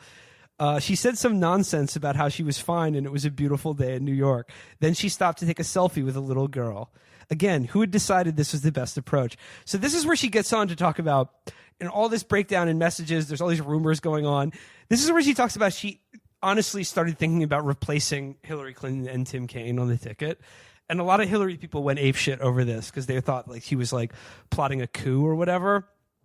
And she goes, my thoughts turned personal. Replacing the candidate was a bold move, but it was one that Hillary would never forgive me for. How could I do that to her? She had been my friend for decades. And then she starts talking about how she starts getting all of these phone calls where like the highest levels of the Democratic Party were scrambling to meet because they literally thought Hillary Clinton was going to die and they'd have to replace her. I swear to God, this is in the book. And she starts getting phone calls from Martin O'Malley. Who literally picks up the phone to just be like, hi, Donna, it's Martin. I'm just ran 5K. God, I'm feeling good. That's my Tommy Carcetti right there, baby. Yeah. That's my mayor. Fucking worm. Yeah. Fucking worm, Martin. I just love her bullshit, though. Like, this is the most passive-aggressive woman. Like, the whole, like, how could I possibly do that? We are so close. I just want to use one more example of her bitchiness. we put on I Am Kate, Caitlyn Jenner's reality television show, and laughed until our side hurts. We had to put it on pause to recover when Jenner got all these other trans people together and decided that the best thing they could do after they got all their nails done was to go out and ride dirt bikes. What woman wants to ride bikes after she gets her nails done? Is the we there? That's her and Dolores are the two people that were watching that show. It's just like there's one paragraph about how, by the way, Caitlyn Jenner is not a woman. All right, this is the last anecdote that I'm going to call the duck anecdote, and this so one good. really does sum up the Hillary Clinton campaign. This is amazing. It begins like this. Evidently, someone in a Donald Duck costume kept showing up at Donald Trump's campaign rallies, calling him out for ducking the release of his taxes. With all the noise and confusion and flat-out fear of this campaign, the duck did not surface to the level of my other concerns until one of my bosses at ABC emailed me. The message was titled, "I hate to bother you on your time off," and it read, "But Richard Bates of the Walt Disney Company is trying to reach you about the DNCs using Donald Duck. He is desperate." Then the phone rang. It was Robin Spruill, the DC bureau chief from ABC News. "Donna, you have got to stop using the duck," she said. "What do you mean?" "Well, the Clinton campaign and the DNC are using Donald Duck at these Trump events," Robin said. "No, we're not. I didn't approve that," I said. I looked online to see what she was referring to, and suddenly I was seeing the duck everywhere, in Los Angeles, in Charlotte, North Carolina, and even one going down the escalator in Trump Tower. Holding hands with a minion? Just as the other Donald had to announce his candidacy. This duck got around, and press reports said that Donald Duck was from the DNC, intending to follow Trump wherever he appeared to heckle him for not releasing his taxes. Again, she says, "I sat on the porch at Glenn's looking out toward Katama Bay." Again, she's always getting these bad news at her, like these really amazing beach houses she seems to be at all I the was time. snorting Lambrusco in Miami. So she goes, he calls this Glenn Hutchins. So she goes, "A duck?" I said to Glenn. "How the hell did a duck get past me?" So I called Patrice at the office. She said she would have someone from the press office call me because they had been coordinating it. "You mean we have a duck?" I asked. "We have a duck? Why do we have a duck?" I hate the duck. When I was a kid, people used to call me Daffy because my name was Donna. I didn't want no damn duck, and now Richard Bates, the ABC Vice President of Government Affairs, is calling me. I called the DC office again. "Kill the damn duck," I said. "Kill the fucking duck, goddammit. Why are you worrying about the duck? I hate the duck." The idea that she couldn't scream childhood trauma. Yeah. So she goes, the idea that the campaign, and as far as I knew, not the DNC, was paying someone to follow Donald Trump around in a duck costume struck me as the opposite of what we should be doing to keep the focus on Hillary's strengths as a candidate. So then he goes back to this Brandon guy. Brandon said this was no problem. The campaign and DNC lawyers had signed off on it. And besides, we had not heard anything from Disney. The reason I was emailing was because I had heard from Disney. So they're violating copyright with the Donald Duck stunt. Yeah, literally the most litigious company in the world. So she goes, "I'm slow to anger, very slow. But once I'm angry, get out of Dolores's way." I called Mark Elias, the lawyer for the Hillary campaign, and told him that I had heard from ABC and Disney about the duck and he had to kill it. The duck is the intellectual property of Disney. They could sue us, okay? Do you want that story out there? Hillary's about to go to California to raise money, and she's going to see Bob Iger, the CEO of Disney, who's holding the fundraiser, and this is coming from him. What do you want to do? Have him cancel the fundraiser? I know you all want that money, so get rid of the fucking duck. "Donna, this was Hillary's decision to use the duck," he said. Oh, man. He explained a close friend had suggested it to Hillary, and she thought it was a great idea. Apparently, someone wanted to use Uncle Sam, but Hillary's friend vetoed that, saying a duck was a lot funnier. Okay, who was Hillary's friend? We have to. Okay, so it was the friend Harvey Weinstein, Jeffrey Epstein, King Salman, or like who? Who was Hillary's friend? I want to know. It had to have just been actually Hillary because she just has such terrible judgment. Yeah, no, that sounds like a total Hillary move. That's a Hillary move. What if we use Donald Duck? She's offloading onto somebody else the responsibility, but it was clearly her idea. What we don't have to wonder, and I actually found this out independently, who was in the duck costume, Lena Dunham. Little known fact. No, that's a joke. Obviously. You never know, though. You never know. You guys actually thought Leonard Dunham was in the Duck Hunt? Yes. I think she would have. Had she been asked, she would have done it. She would have done it. But only if she could actually Donald Duck it and be naked from the waist below. I was going to say, I think we would not, it wouldn't have been kept secret, but the idea of like, yeah, sure, whatever. I mean, like, everything that you just described, if that is true, like, sure, fuck Then it. why Let it not? Dunham. Why not? Sure. Yeah. Like, she's wearing a bomb vest, whatever. I don't know. Like, just add whatever you want to the story. It can't be weirder. Oh. Yeah, that's Hillary's judgment right there. It was Hillary's idea. Amazing. It was Hillary Dexter lawnmower's idea. she took it to the next level. That kind of rich oppressor versus poor oppressed framework Yes. might work That is in New how- York's that is the 14th society that we congressional live in. district, Yes. but it is sure to fail on a national level. In states like South Carolina, Alabama, Arkansas, Georgia, Tennessee, The good Texas, states. Virginia, where Louisiana and Mississippi, where Hillary Clinton significantly outperformed Bernie Sanders in the primaries, a more centrist approach, like that of Bloomberg's, would still garner much more I support. can't Are stop you nodding. fucking kidding me? To I'm win a primaries. bobblehead. Wait. Is the goal to win primaries and lose those states by historic margins? Yeah. Well, the General argument election. seems to be that Democrats in the South voted for Hillary because she was more centrist than Bernie. And I honestly don't think that there's any evidence for No, that. there's no evidence for that. I mean, those electorates are usually ideologically further to the left than I would think median Democratic primary voters. Yeah. But they just tend to like reflect sort of local leadership preferences. right. And those people all were long time connected to the Clintons. I mean, what he's really suggesting is that Michael Bloomberg, the stop and frisk mayor, would sweep these Southern Democratic primaries that are like 80-90% African American voters. Yeah, sure. There's Makes an sense. Daniela says there's an added benefit to supporting a candidacy like Bloomberg's. There would be cross-aisle support. A national candidate Yes. who runs on the same Yes. platform on which Ocasio-Cortez and New York gubernatorial candidate Cynthia Nixon are running will not garner meaningful Republican support, even in the age of Trump.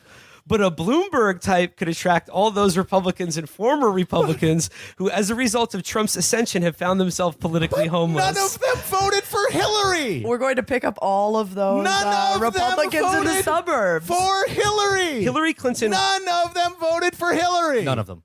Why would they vote for Michael fucking Bloomberg? It's worth noting that Michael Bloomberg ran 3 races for mayor, and in only one of them did he win by more than 3-4%. and he spent a zillion of dollars. The last time he ran for mayor, he almost lost to Bill Thompson. Yes. I think it was very, very close, or much Yes, closer than it it was should have very been. It's like 1 or 2 points. All the Democrats can do is run candidates that are further and further right in hopes of, as Democrats, in hopes of getting those orphaned Republicans. Getting those 12, honestly, those 12 moms people in the suburbs. What's yeah. most amazing about them is they can't only not learn from like decades ago, but they can't even learn from just last year. Like the whole Pepe speech that Hillary did, and she had this whole segment of it dedicated to this mythical West Wing Republican, like this Sorkinite Republican who was just going to go crazy when they were reminded about how we care about this country above everything and there's good Republicans, and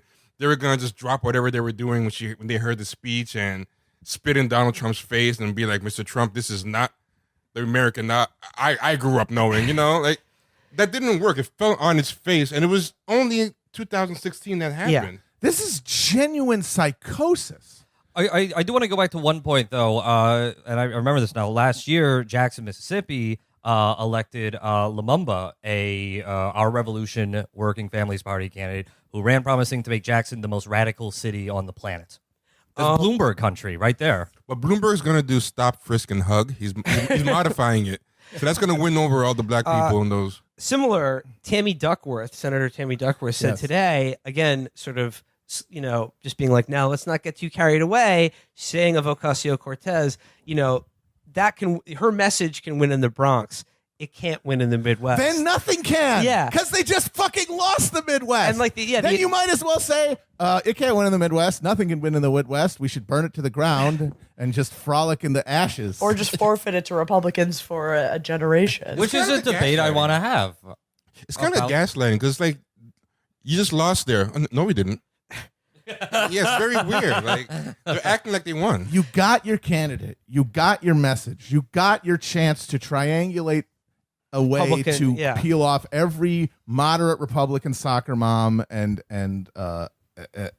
World War II dad. Young evangelical. You got your perfect chance to do it. A buffoon oaf with racist ties who's just destroys every concept of what a statesman is supposed to be versus an incredibly competent, incredibly moderate candidate. And none of them fucking voted for her at all. The test has been done. The data is in. There is no questioning. This isn't a thing. This is not like a difference of opinion. This is literally a thing happening and millions of people deciding it didn't fucking happen. It is a group psychosis. Have you ever encountered those people, and I still see them online, where they see you talking about somebody like Ocasio-Cortez or someone else, and they say, oh, fringe? Well, I guess you don't like winning elections. It's like, you just fucking lost. Like, how the fuck can you just say that? They Like, keep talking about that. They're like, talk to me when you win an election. You get your ass kicked nonstop everywhere. And then I guess you don't like winning elections. She just won an election. She just won.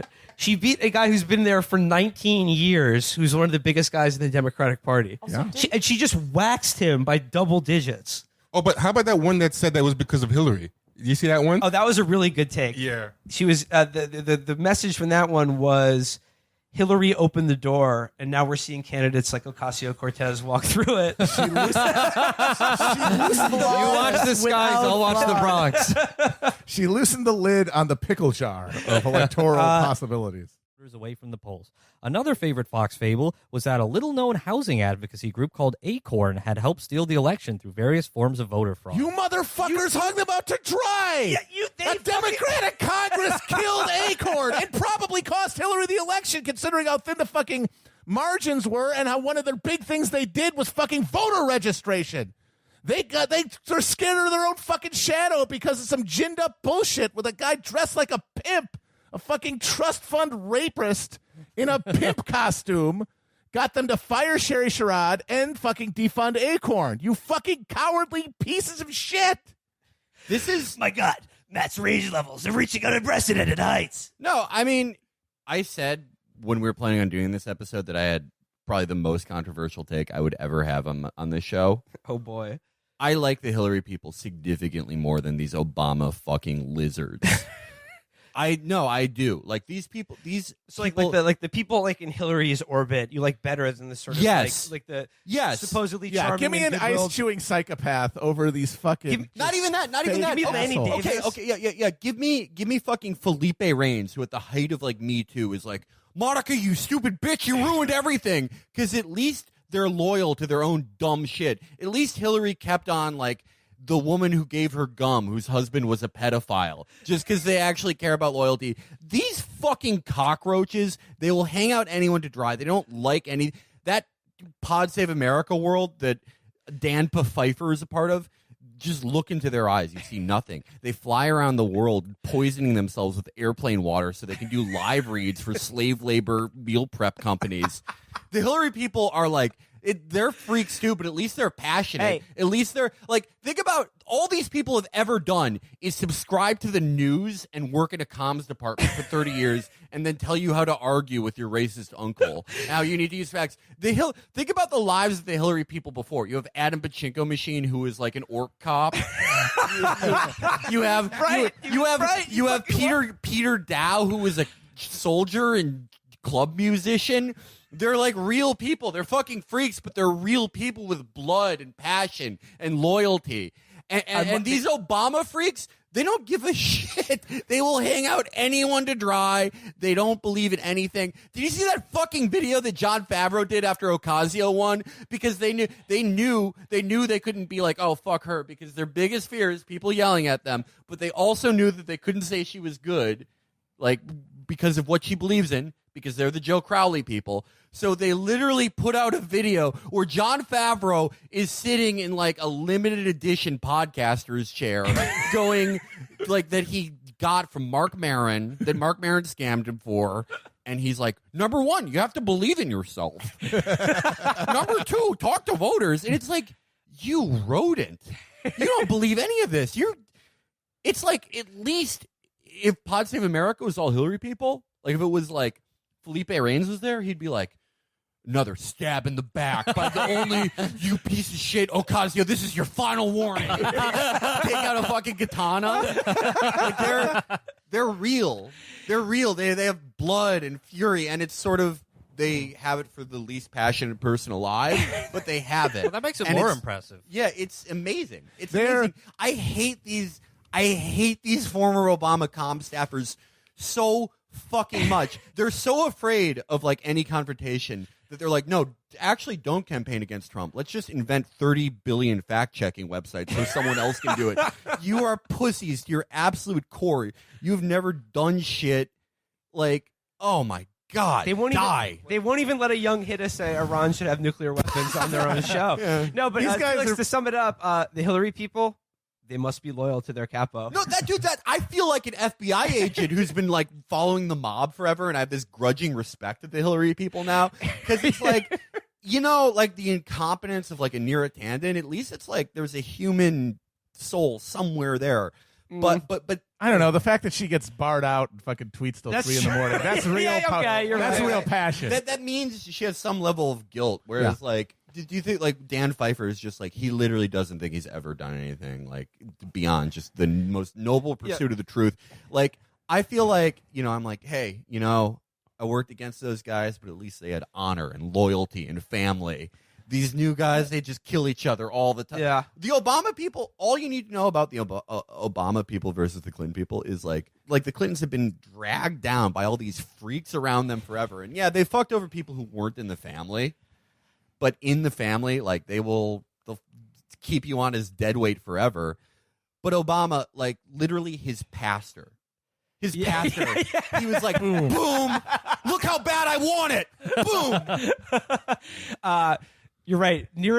She's getting barred up. Yeah. She's getting barred up every night. Whereas these damn Pfeiffer or Favreau types, you all cowards don't even smoke crack. No, they're just sitting there drinking smart water and fucking posting. Damn, No, this melatonin hitting. The difference between these two is the difference between the intelligence dudes in the air conditioned office and Kurtz's Montagnards in Apocalypse Now. Yes. All right. So now this brings us to the headline act. This is the one that actually got a little crowded over the course of the day. You know, it was thin, it filled in, it was pretty full for comment. A lot of people were parked in the front in the groundling section all day. They like got there at noon and posted up all day to be there to be front row for Hillary. Hillary Clinton, Booyah. interviewed by Steve Jobs' widow. Yep. Oh man, that is the first thing And, you see you when know, you I get love to the heaven. neoliberal cargo cult element, the magical element, like Steve Jobs' wife is like a temple priestess who has had Congress with the gods or something, and like she has a bit of his magic within her. Like she's just the wife of an asshole who's dumb and died. Real dumb. The fucking juice drinking nitwit died, and he had a wife. What does she have to say? I mean, we all make fun of Steve Jobs for being one of the richest men who's ever lived and probably having the best probability of beating his cancer and instead opting to drink naked juice. Yep. But maybe he would have died quicker if he hadn't drinking the juice. Yeah, that's Did true. anyone think about that? Then literally nothing. Yeah. Okay, it's like Albert Einstein or Thomas Edison said, I've not found a way to fail. I've just found a million ways that don't work. Yeah. And that's Steve Jobs with cancer.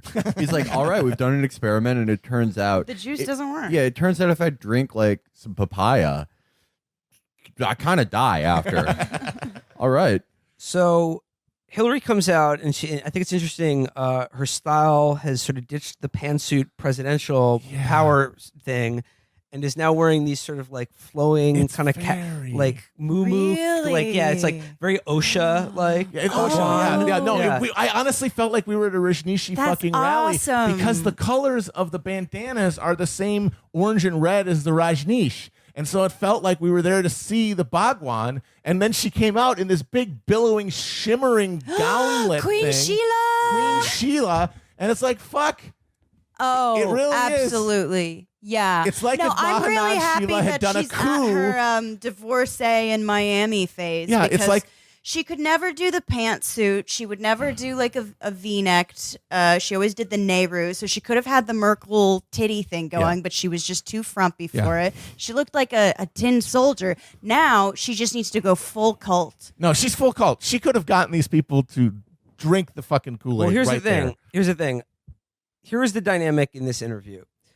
Steve Jobs' widow would ask these very long leading questions that would sort of like pile one thing, one outrage on top of the other, and like pique the excitement of this audience with people who are literally like, chanting for Hillary and be like, please help, help. We still love you. Save us from destruction. Like you'd be like, we all saw what happened last week.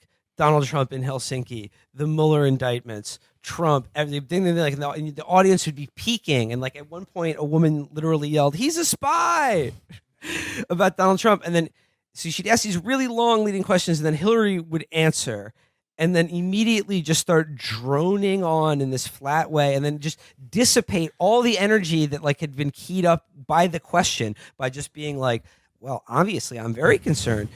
If you read the Mueller indictments, and I recommend that you read them, there's just a lot of interesting stuff there. And I wanted to be like, what interesting stuff? And then she just goes on, our director of national intelligence, and just sort of lays out this very kind of like rote recitation of like the news facts about Donald Trump and Russia. It was like every time the question got asked, the entire audience took a big breath in. And then Hillary's answer was just a slow exhale to nothingness. Yeah, because they all it dissipated all the energy, and yet they were not the great orator Hillary Clinton. They wanted amazing. Like Chill Dog is there in her moo unmoored from electoral politics. With her party. She's at a party at Ozzy Fest. She's just chilling at Ozzy Fest. Yeah, she's chilling. And this audience of women, of like nasty women, and people who are like, probably active politically, who are like really want to see her. She could have just cut loose and be like, you know what? Fuck Donald Trump. He's a crook, a fraud, and probably an illegitimate president. Oh, and she might have started another revolution. Yeah. And to be honest, that would be true. And that's all these people wanted to hear, but instead she just like just drones on. And again, this is like, I literally felt like Homer Simpson when Ned Flanders is talking to him about cider. That was when my brain finally left my body. I could just feel my body, my spirit leaving my body, and I didn't get it back until we made it all the way back to my house. But like, this was the big denouement. Again, Hillary Clinton said nothing of interest, as Matt kept saying, "Where's the tea? I want the tea." Any tea? No tea was spilled. Putin wasn't even canceled. Well, that's the thing.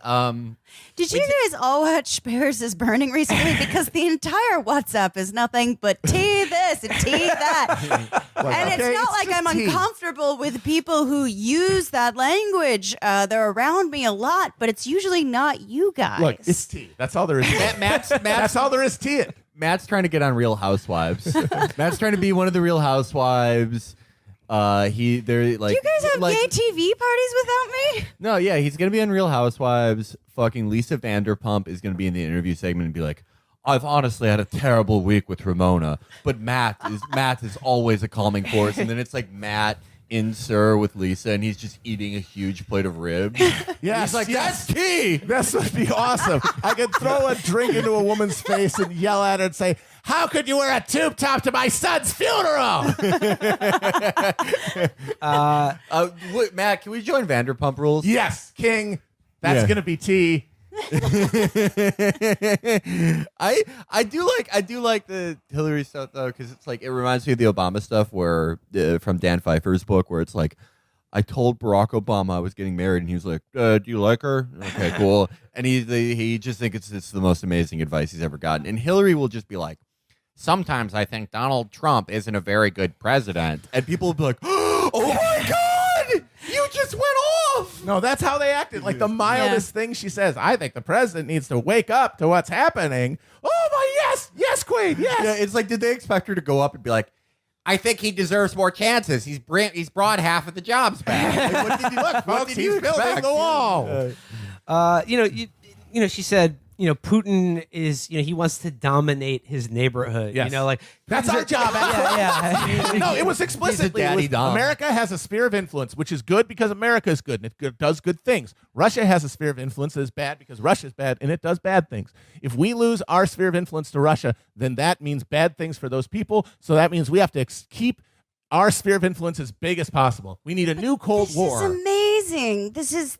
These people are all members of the cult of the infallible mother god. It's insane. It's and fucking she was insane. She did not take a single bit of blame for anything that's befallen us. She talks about how could you America's watch great, that and be America's impressed? good. The election of Trump is a total aberration that was largely the product of cheating and intervention by Vladimir Putin. So yeah, America is great except for that.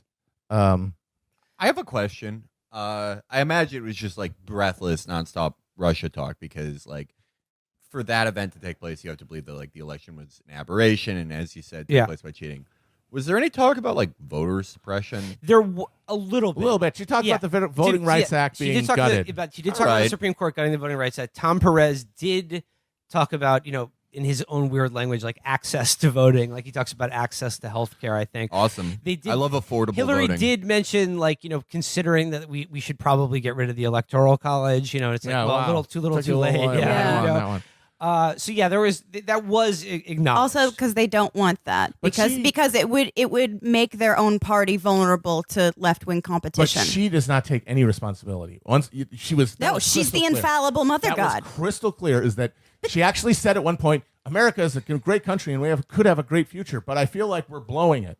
She's like blaming us. Like, you fucking idiots blew this for me. At no point does she take any responsibility to say, we could have done more, we could have foreseen something, we could have spoken to people's dreams more, we could have been more conscious of what's going on. No, just the bad Russians stole it from me. And it's your fault for not fighting enough for me. But that's a big thing with these kind of very dutiful followers of neoliberalism. I remember when the journalist that busted the Elizabeth Holmes story found out that the employees at Theranos had made a video game where they shot his head. And it was really fascinating because it's like, one, you kind of have a job. How did you have time to do this?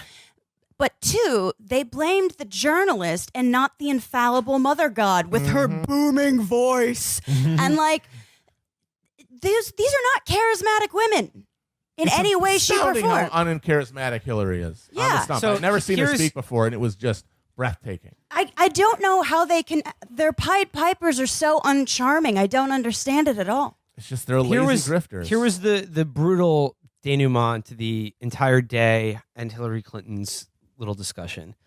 At the end of it, Steve Jobs' widow was like, we want to show you what America really is, and like all the hope that's happened since January of this year, and they pulled back the stage, and a big projector was assembled, and they're like, we either her or the people at Ozzy were like, we created this montage for you, Hillary. And it was this slick video package of like a map of the United States, and then like dots would like pop up on it to mark protests that have happened, like the March for Science, the Parkland teens, or like anti-gun stuff. And like really what you were seeing was like every bit of like protest or like activist energy and cause that has happened since Donald Trump's election was basically saying, it's all for you, Hillary. Yes. It's all, you inspired all of us. This is all about you. And this is all about you. They had images from fucking Standing Rock, which happened mostly under Obama, and which she totally signed off on. She offered that like really mealy-mouthed statement about it in the run-up to the election. The Black Lives Matter protests. I mean, teacher strikes. In some of them in Democratic-controlled states. I mean, just the idea that you could turn all of that into some encomium on the American people who essentially let Hillary down and now are trying to redeem themselves in her honor. That is really what it was. It was like, we've all disappointed you, mother. We're very sorry. We're trying to make it up to you. And then they show her this image of them getting better. We're getting better as a country. We're going to be worthy of you someday, Hillary. And then she gets to say, I forgive you. That was it. Like, it was like, we fell down. We let you down. And like now we're seeing we're growing. We learned from the mistake. And like there was, images of people like, I'm marching for my daughter. Like, I'm marching because, we're all one people and like America's better than hate or whatever. And it was, that was really it. That was like the climax to the whole day. We're all Johnny Fontaine and Hillary's Don Corleone. You come to me on the day of my daughter's wedding. So after that, then it turns into an actual music festival, and Common rapped. Someone called Young the Giant performed. Although I don't know if that's a band, because that's when the rain came. Because all day it got more and more cloudy until Hillary came up and the skies were almost black, and it felt like God's judgment was upon us, like she had summoned God's wrath by her very presence. And I just kept waiting for that cleansing, judging rain to come down on us while she was speaking, and it never happened. God has forgotten us. I'm Literally, sorry, like, I he sat can't on- cry for us anymore. What we do, he doesn't care. I sat on the harp remote. My mistake. I kept waiting. Adomian was texting me during it, and he said like he thought the whole thing should end with some sort of cabin in the woods style twist, Yes. where like the hand of Moloch just like emerges from the ground, and the sky was getting so black. That's what I thought was going to happen, or even better, per the name of the magazine and the event, they would just teleport in some giant alien squid that would kill everyone. I thought I was gonna have to it was gonna be True Detective season 1 where Marty goes to the biker bar. I was imagining myself just like doing low kicks and like clinch elbows through the crowd of like resistance dads to get to you guys because they found out that you guys were undercover. And I just like pull out my 92 FS out of my waistband. I'm like, move the fuck away. But no, you guys were fine. I was hoping fine. I could do that. We That were would've been fine. Fucking cool. Anyway, all right, fuck it. I'm on back to my. You guys got me so angry. I did my podcast voice, and now I'm back to my normal voice. So, you know what? I got nothing left to do. The podcaster inspector general's gonna probably issue a warrant for my arrest. But I need that content. I need the subscriptions. I need the money. We're broke. All that's left for me to do is sell the show to Mr. Potter and Crooked Media. I hope you're all very happy. Watch closely, Clarence. You're about to see some A+ groveling. Oh, gee. Now, you see, I'm in trouble here, Mr. Potter. I need help. I want to take you up on that swell offer to buy Chapo Trap House. I'm afraid that offer is expired. But you got to help me here, Mr. Potter. I've lost 8,000 subscriptions, and I need it, or else the Podcaster Examiner is going to put me in jail. I'm in a bind here, a real pickle of a bind. So I've heard. A little birdie also told me that the inspector of podcasts is looking for you, as is the local constabulary. Now, please help me, Mr. Potter. Can't you see what this means to my pod family? I lost the content. I need the content right now. No. Can't you get the Johns to lend me some riffs? I'll pay you back with interest. See, just lend me a John. I'll take any one of the Johns. Heck, I'll even take a Tommy. I just need some riffs, sir. I promise I'll get you back. You see, if you play Fortnite with some podcaster here and you can go and lend riffs to him later, where does that get us? A discontented, lazy rabble instead of a thrifting podcasting class. And all because a few starry-eyed dreamers like Will Menaker stir them up and fill their heads with a lot of impossible ideas. Now, Mr. Potter, this rabble you're talking about, well, they do most of the riffs, bants, memes, and content, that we all enjoy. Is it too much to have them work and pay and live and die in a converted Brooklyn warehouse with a gym and a hot tub in the building? Anyway, my show doesn't think so.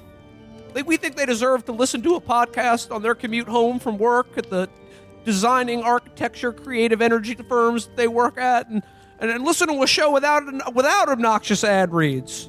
Our listeners are piggies to us. But to a warped, frustrated old man like you, they're cattle.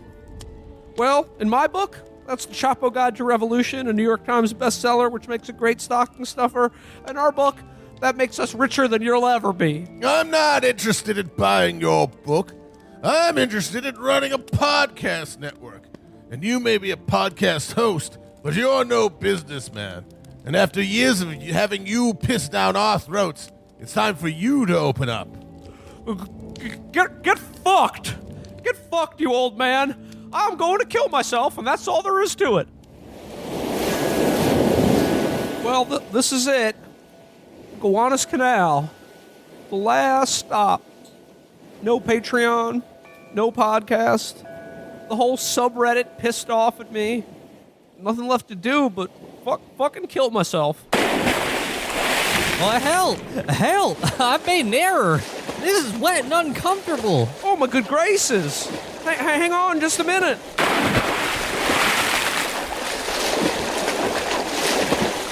Bella, what are you doing out here so late? You could have killed yourself. So could you. How did you fall in? I didn't fall in. I jumped in to save you. I had to act quickly. That's why I jumped in. I knew if I were drowning, you'd try to save me. And you see, you did. That's how I saved you, Will. How did you know my name? Oh, I know all about you. I've watched you since you were a young intern. Watched every moment of your life, including all the times you were in the bathroom taking a dookie. And that took fucking hours. That was 2 straight hours boring shit about your life. What are you, a mind reader or something? No, I'm Clarence Oddbody. Angel second class. Angel, second class. All right, then. Now, who's your commanding god? And why'd you want to save me? Well, that's what I was sent down for. I'm your guardian angel. Now, if you're an angel, where are your cat ears and your big bimbo breasts? And more importantly, why do you look just like my co-host, Virgil Texas? Well, guardian angels take a form that's pleasing to the individual they're helping. I chose this one because the Ray Liotta skin was being used to film a Chantix commercial. And I haven't gotten my cat ears yet. I'm just an angel second class. Will you help me get my fursona? Me? Help you? How? By letting me help you, of course. You really think killing yourself would make things better? Why not? I've no content, no money. I let down all the fans and my co-hosts. Everyone would be better off if I never started the podcast at all. What did you say? I said I wish I never started a podcast. Done. You've never started a podcast. You have no obligations, no lost Patreon money, no need to make content at all. You are a free man. Hey, this is odd. How come my dick works? It's not all fucked up anymore. Gee, how about that? You never stop Felix from having that heated gaming moment. So your genitals weren't mangled by the detritus in his gaming area. I must be on some kind of drug or something. I mean, other than the ones I'm normally on. I'd better get home now and face the music. Okay, are you thick or something? I just told you you've now entered an alternate reality created to teach you a lesson. So, what you're saying is I still need to sort out all this business with the run on the podcast, the missing content, and the podcast inspector? Oh, Jesus Christ. You're not really getting the concept. It's very simple. Gee, I'd better walk back to the trap house and lie down for a minute, clear my head. Say, what's this sign right here? Welcome to Pottersville? Must be some kind of error. This is Bedford-Stuyvesant Falls. Ooh, the town you used to know as Bedford-Stuyvesant Falls is now owned by Mr. Potter. Without Chapo, there was nothing to stop the rise of the crooked media empire. Mr. Potter now owns everything.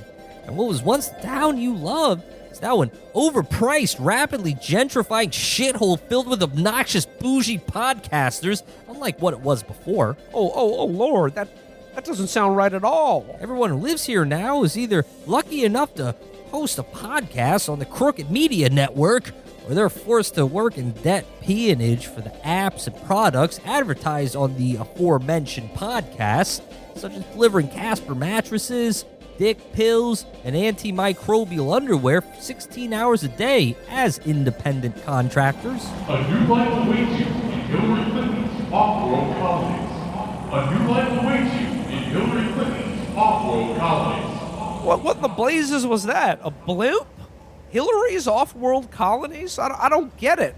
Did Trump put her in charge of the space program? Hillary is the space program, Will. You see, without your podcast, 2016, jaded, left-leaning young people, Pokemon went to the polls because nobody told them it was gay and stupid to vote for the less evil option in a two-party system. And as such, Hillary easily defeated Donald Trump to become our first female president. Who?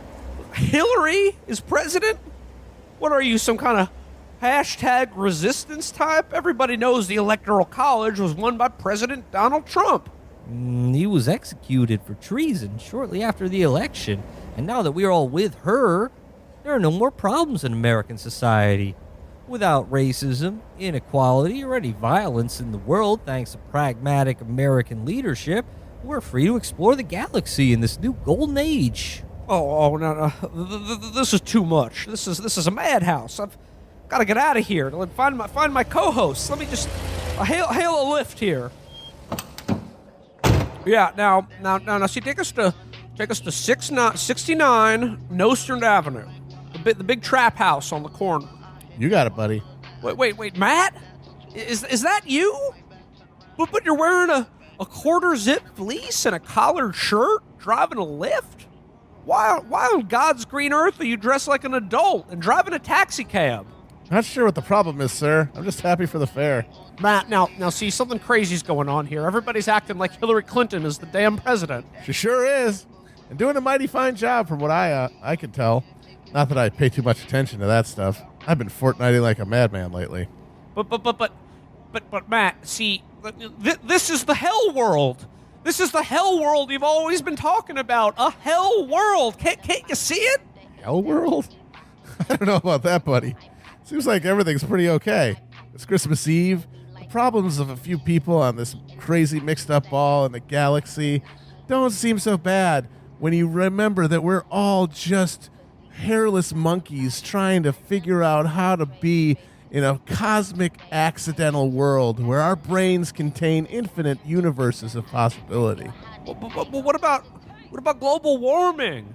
The boiling seawater, the cascading series of environmental and political disasters culminating in an omega of a blood-dimmed century that we're living in. Calm down, buddy. You are going cuckoo banana pants.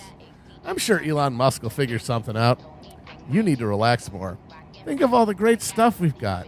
Video games, apps, Marvel movies. When I get upset, I just sit down and watch my stories. I love them. Superheroes, cartoons. There's more good stuff on TV now than ever. They even got this one show about a horse who has the problems of a man. I love it all. The way I see it, life's too short to be angry all the time. Boy, what do you think of this 6ix9ine character? I mean, I think that these are some really fresh beats. They really make your head bob. I'm really grooving on this. Now, say what's that over there? He's old, need to and keep having these conversations. That's not ideal, but, hey, he looks pretty spry to me. Yeah, he's definitely more spry than Donald Trump, and he's actually president. That's true. His brain is melting in front of us. Yeah, Hillary Clinton has 300 diseases. She has dang fever. Yeah, she's the last person to have St. Vitus dance. They tried to make her into a super soldier, but she just got sick from every single genetic mutation. She just has a light flu. That's her superpower.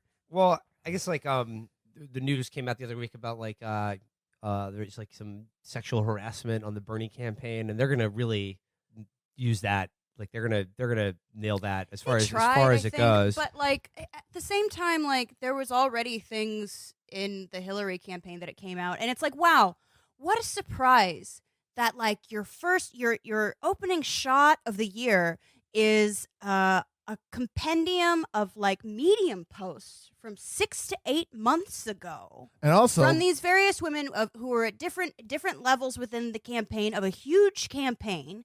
Meanwhile, there was obviously also complaints from the Hillary campaign as well, because guess what? It's a sexist world. There's literally no place where there aren't sexist men, unless you just don't work with men, in which case there's that Thinks lady who sells the period panties who made everyone drink a breast milk or whatever. I'm sorry. What the fuck does that have to do with Bernie? And that's your response, by the way. When people are like, well, what about on the campaign? What the fuck does that have to do with Bernie? There is a huge difference between the Hillary campaign harassment accusations and the Bernie ones, and it's that in the Hillary ones, Hillary personally intervened to protect the guy who'd been accused. Wasn't he this kooky faith advisor? Her faith advisor, Burns Strider. Burns Strider. Yes. No. Low tier Red Dead Redemption 2 character, Burns Strider, who was a handsy creep, and she knew, but she trusted him, and so she just moved him around. Like the Catholic Church. Like a Catholic priest, yes. That's the difference. There's no proof that Bernie knew anything about any of this stuff that these horny freaks in his campaign might have done. Well, I guess to round things out today, speaking of dead enders, I did see today that Hillary Clinton weighed in on the quote-unquote attacks on Kamala Harris, saying of them, it feeds into sexism and misogyny. She's been being attacked by the left. Enough. If you don't want to support Democrats, go somewhere else. Okay. Probably not a great move for her to do that. Vote for a third party. Yeah. But do not do that. I never understand that because, because I cover Bernie a lot, and there's like a contingent of Twitter that thinks I'm like his spokesman, and I'm not sure that Bernie likes the coverage that much. But it's like, it's useful to talk to him, and if he wanted to, he could like blow up the party by just saying, "I'm out. I've created a new." Like there are people lobbying him all the time. Yeah. Like Cornel West and a bunch of his delegates set up a third party for him if he wants it, and he said no. So I don't know what the people who are like, if you don't like this, get out. No, he's like the only thing saving you. The fact he's going to like take his lumps if he doesn't win the nomination and not endorse the Green Party, that's great. Take it. I don't understand. It is amazing. They say he's not a Democrat. Fuck you. And then if he were to run independently, their heads would explode. Yeah, like, they would just turn. There'd be scanners. They would be like, "How dare you?" For many of the candidates right now, I don't think if they were to win the nomination, there would be a left third party moving, not a serious one. If it were Bloomberg or something, sure, but that's really the exception. Yeah, even Biden, I think, would be just because people are so. It's very hard to have a third party active, like when there's an incumbent Republican president who the base really hates. Yeah, like look at the Nader vote in 2004, just collapsed. So I don't think that's a threat. But the threat is more if Bernie's the nominee, then Harold Schultz is gonna run around the country saying, "Folks, it's time for serious talk about the debt. This wild socialism's out of control." Did you remember that's the threat? We originally were Bernie talking running. about Bloomberg running as an independent, which he said he would do it if Trump and Bernie were the nominees. And now the fucking coffee man is thinking about doing it, Mr. Starbucks guy, and every fucking donut who would vote for Howard Schultz, and split the vote and get Trump back in there. You couldn't say to them, "Well, look at you. You just did the thing you've been yelling about since 2000." Or don't you feel like an asshole? They would say, no, Bernie was an asshole for taking the nomination and splitting the party and making me do this. He made me do it. But my argument here is where I said is like one is just like as you observed, a third party left would probably fizzle out like Nader did in 2004. I think there's a broad agreement that there just isn't the infrastructure there or really the need for a left third party. I think it would be a better thing for Bernie to take control of the Democratic Party and for those Schultz fans to leave. Well, the problem with that is then you might reelect Trump, hypothetically. Yeah. If all the Schultz fans are like in New York and what else is safe, like Massachusetts and stuff, if there's like 200,000 super fans of Harold Schultz who just really care about the deficit in like the Detroit suburbs, then that would swing the election. Right. I honestly don't think it would be. For as much as I hate Bernie, I think most of these people are such Democratic loyalists that they wouldn't be able to bring themselves to do the one worst thing in the world that you can do in their mind until that moment. But the pressure would be too immense. Yeah. There's no actual public demand for it either. Like you notice sometimes if you like this would there have been efforts every 4 years to set up the centrist third party. And they just have to like pay a bunch of people that they find at bus stations to like go get signatures for the third party. It's always Americans Elect or there was a worse name than that. But there've been like these efforts and like no one wants to run because there's not actually enthusiasm. They don't know the polling that's like people are dissatisfied with the party. It's like, well, yeah. Like people are dissatisfied with their jobs, and they're not like, "That's why I quit and joined a monastery." Like, well, especially people get dissatisfied, and they're like, "We have the system," and they just vote for it. Especially since the things that they don't like about the party would be embodied by the centrist third party. It's like the centrist third party pitch is, let's take everything you hate about party politics and condense it into two assholes. Right, which is why, forgive me if this is tautological, that anyone who would actually do that, who would actually be so repulsed, considers himself a Democratic stalwart, but is so repulsed by Bernie, they're going to vote for Howard Schultz or Mike Bloomberg as an independent or whoever. The Democratic Party is better off without those people. But the thing that's going to happen if there's like a Bernie nomination or a Warren nomination and Harold Schultz runs, like all the Harold Schultz support will come from Republicans who are like nudge, like, aren't you tired of the party that's gone out of your gone too far to the left? And they'd be a cat's paw for the Trump campaign, which is, it's all so obvious. Like, this is what, 19 months away? Like, I can't believe. I'm glad if he like does a listening tour and no one shows up. Like, Tom Steyer did this already. Yeah, he was like, oh yeah, no one knows who I am or gives a shit. Never mind, I'm not running. He had his even town though he halls. spent 2 years collecting millions of emails. 7 million people on his list. So what? It's an email. My bank has my email. I Yeah. don't show up when they're offering free pizza or whatever. Well, Really? wait. Our bank is offering free pizza. Yeah, like next week. It's like, but you got to listen. You got to listen to this talk about buying their some kind of high interest account or whatever. Are you sure this isn't a timeshare thing? This is a bank thing?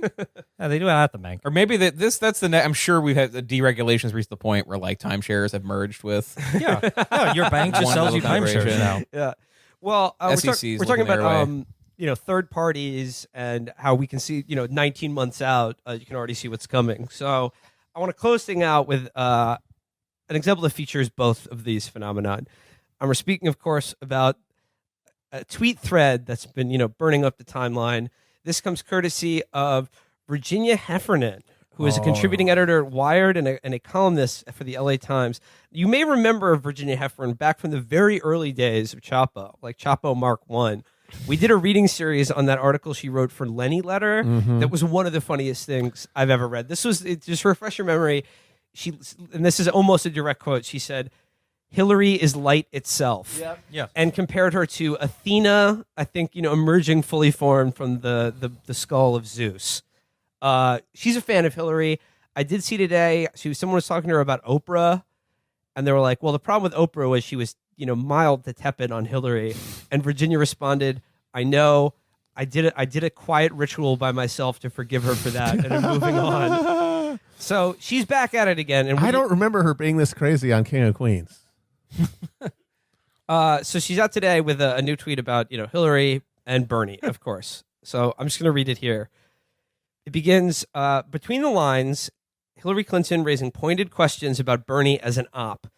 Consider the complicity in his campaign of bots, trolls, bros who still bully, threaten, and harass HRC and Democrats. When did everyone start saying op? Because that was originally like a 4chan thing. I think it was Chief Keef started it, but No, there were Russian troll farms and they amplified this stuff, but like Alex Jones existed already, and all of it comes. He ran in the Democratic primary, and she everything he did was popular and got her to a more popular position. I'm not even endorsing it, just like the polls exist, and it's like once she came the minimum, instead of mumbling and not coming up with a minimum wage position, they forced her to at least $12, and that was popular. I don't get it. Maybe I like conspiracy theories, but I'm not good enough putting my mind in the. I think this is not so much a conspiracy theory as it is we're seeing in these like I said, mirror image of what's going on with MAGA people and QAnon, and just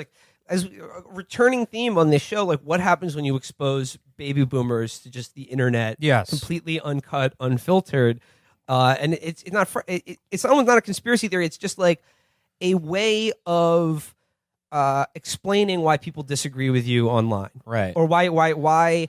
Because to these people, the idea that there are political differences between Democrats and liberals and people to their left is unthinkable. They can't countenance that there is a political position further or more liberal or further to the left than they are. And I think this is all this kind of massive coping mechanism so that the people who are making fun of you or disagreeing with you, you can immediately stamp them as an op. It's all an op. They're not real. They're not speaking for an actual point of view that's held by many people. It's all just disinformation, and that you're all living in this kind of Escher drawing of inverted perspective and illusion. I mean, the election was weird, but lots of things are weird without being a Byzantine conspiracy. I guess it's just like the Russians are behind Bernie thing. I don't understand, especially because he followed that up by campaigning more than anyone else for Democrats and helping them win stuff. But it's just that if there is like a cohort of people who don't, I guess they're not appreciated because they end up going online saying this kind of stuff, who really did love Hillary Clinton and just like worshipped her for years. Like remember the first season of Gilmore Girls? Rory's really in. That was a documentary. Rory was like really into Hillary Clinton. These are real people for whom like something was robbed from them. And like more than other candidates who've lost, like that. There's not like a John Kerry. Like kids didn't have like John Kerry as an inspirational photo on their wall. There were I girls carry that- him in my heart always. He windsurfs around my soul. I think what it is that's a real thing. It was a real trauma, and they put a name on it, and it's Russia. Yeah, and like the Russia is the all-consuming explanation for why it happened, because it can't be her fault, and they can't credit an oaf like Trump. So there had to be a third option, and the third option is the evil machinations of the foreign dictator. And so every element that was part of her failure, and in their mind, Bernie running against her and therefore making her less popular by pointing out her connections to Wall Street and her past bad positions on other issues, reminding people, I don't actually really agree with her very much. That is part of the vast Kremlin operation. Everything that led her to be less popular than she should have been was the fault of Russia. But why is it so hard to brook the idea that maybe other people don't like the things I like? This is also 8 years after Hillary herself had like run against Barack Obama, making him less popular with a certain number of white people in swing states. Like obviously not enough to matter, but that's what campaigns are. But I don't know. The only thing that I circle around this and mostly ignore it, because there's a theory early 2017 that this like Democrats were just going to yell about Russia and not change anything. And the real Democrats have to win stuff, change things. Mm-hmm. So this crew has been like drifting. The life raft is going further and further away from normal conversation and into. Although they don't really have 4chan, right? Where does this stuff is it just live on Twitter? I think it's just Twitter. I think. Oh, well, I God. do really. I think there's blog comment sections Yeah. that they're all at. Oh, Like, yeah. I don't know. Is Fire Dog Wonkette's League still around, amazingly. Yeah. The Wonkette crew, probably Daily Coast. They have a very old demographic there, as far as I can tell. Closing it out, she says, I mean, the Bernie bots and bros, even the ones who believe they were acting on principle, certainly gave Trump and the Kremlin a mighty assist. And as Hillary Clinton says in that interview, they did a virtuoso job of ritually humiliating Clinton supporters online, Gamergate incel style. Opa, Gamergate incel style. Gamergate incel style. Yeah, they've. This is like a fridge Someone, I magnet was going to say arrangement of someone words. has certainly done a good job humiliating Hillary Clinton supporters online, but we're only responding to what is already out there.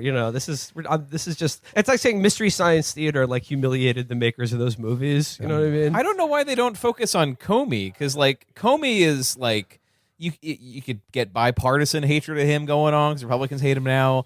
That actually, had he not released the letter, she probably does win. Oh no, he directly led her to lose. That was it. I But don't know the why thing they don't is, focus on you that. can't bipartisan hate. That doesn't exist. It is a total seesaw. It's total zero sum. If someone is, that's why they went from hating him to liking him overnight after he was fired. Because if they don't like someone, you have to like them.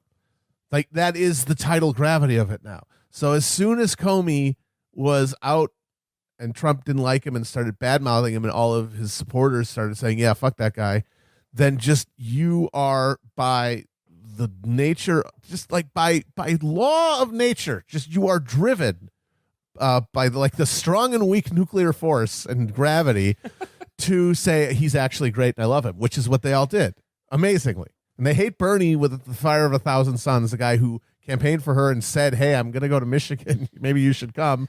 And who they ignored, but the guy who wrote a letter that absolutely destroyed the news cycle in the last week of the election, took everything from being about the pussy tape to being about, the emails we vaguely understand. Yeah. And probably cost her the election given the small number of votes at play.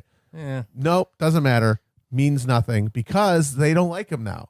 If And they're because gonna if they don't like him, I have to like him. If they're going to get really weird about it, I would like at least like a good Russian KGB conspiracy that behind Anthony Weiner.